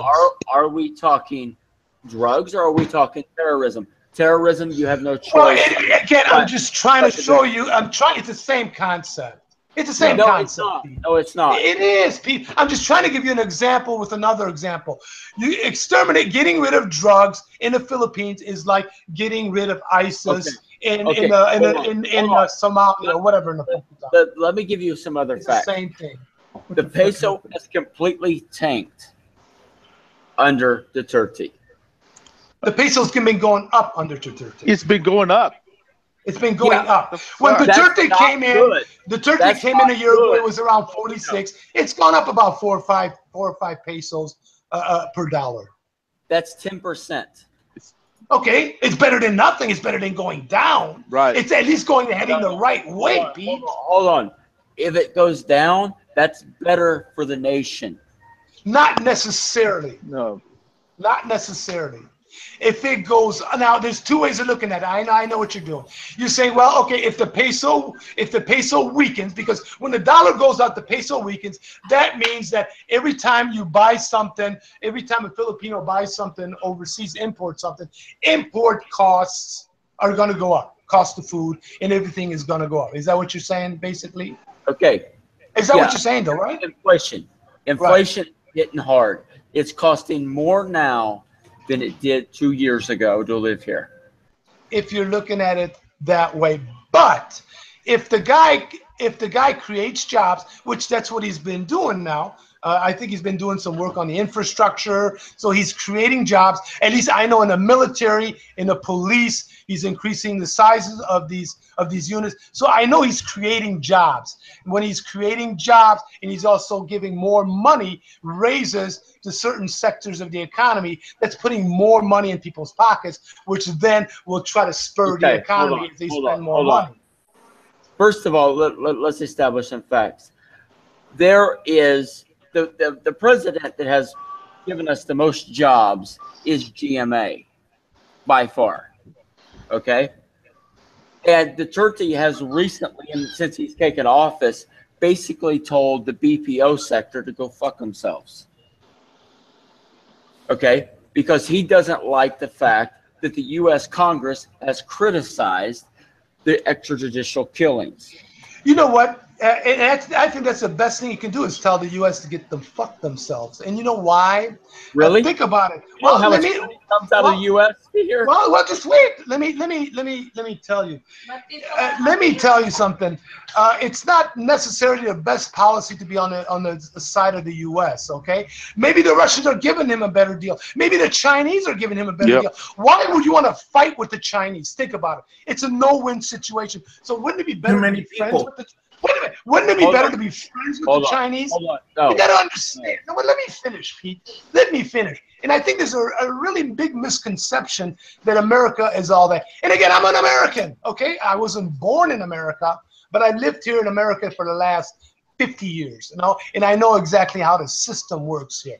And basically, it's all about the money, okay? That's what it's all about. Okay, and again, looking at the Vietnam War, looking at both Iraq wars, it's all straight up money, money, money, money wars. Hey, Duterte saying, forget it. Okay, he doesn't want to be pressured by the U.S. Think about what is the U.S. going to do? They're going to force Duterte. No, wait. You better get some arms. Force Duterte to buy arms. But listen, so we're going to be the whore of China instead of wait a minute. Just wait. Think about it. Duterte is smart. He doesn't want to invest a bunch of money in American arms, okay? Because the Americans are going to go to Duterte. Hey, they're going to create some tension between him and China. They're going to create tension between him and Russia. And then he's going to force Duterte to buy arms to protect himself from the Russians and the Chinese. But think about it. If Duterte is friends with Russia, and if Duterte is friends with China, you don't need to buy arms because nobody else is going to fuck with him in that region. So he can take that money, which you normally would buy arms, and put it in the domestic economy and try to get the economy going. See, that's one of the problems we have here in America. We need to focus on our domestic economy, and we're not doing that. That's why we become a consumer nation, not a saver nation. You're missing a whole lot. I'm not missing. Tell me what am I missing? Okay. First of all, the Turkey don't know shit about the economy. Number one. Number two, he's a communist. Well, are you serious? All right, really? Really? He's telling Duterte's a communist. His mentor is the communist said he was a leftist, but not the. That's okay. I mean, are you serious?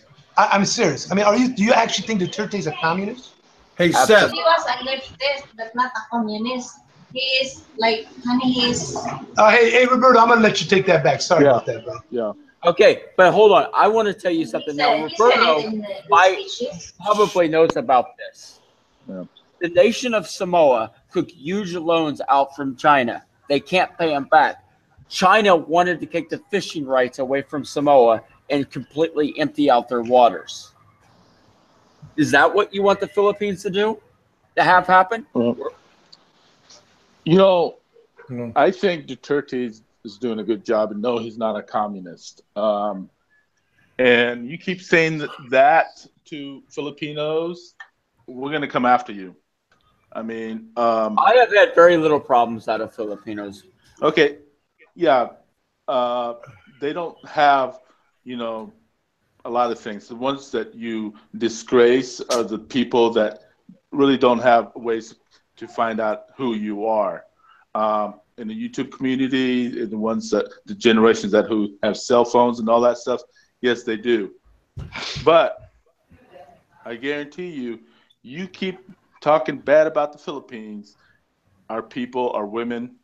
Okay. And I'll personally come in after you. Okay. I told you this before in a lot of your posts and your comments and your videos. And I'm coming after you. I'm still coming after you. I have connections,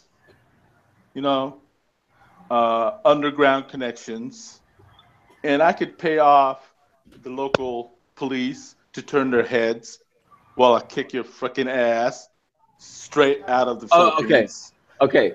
And hold on. If this is the way you're going to be, this discussion is over. Yeah. This is the way it's going to be because I'm coming after you, okay? And I am going to tear you to pieces, buddy. Tear you to pieces. I think he just left. Good. We know how to get a hold of him. I'll be there in November. I hope he's listening. I'll be there in November. So stay clear. Well, on that note, Dang, Roberto, he's been on here for like 6 hours or something. Get on you. Get him out. On that note, I'm gonna turn this off and I'm gonna turn it right back on because this is 4 hours right here. So maybe he'll come back. I'm gonna go off and come right back. 5, 4, 3, 2, 1.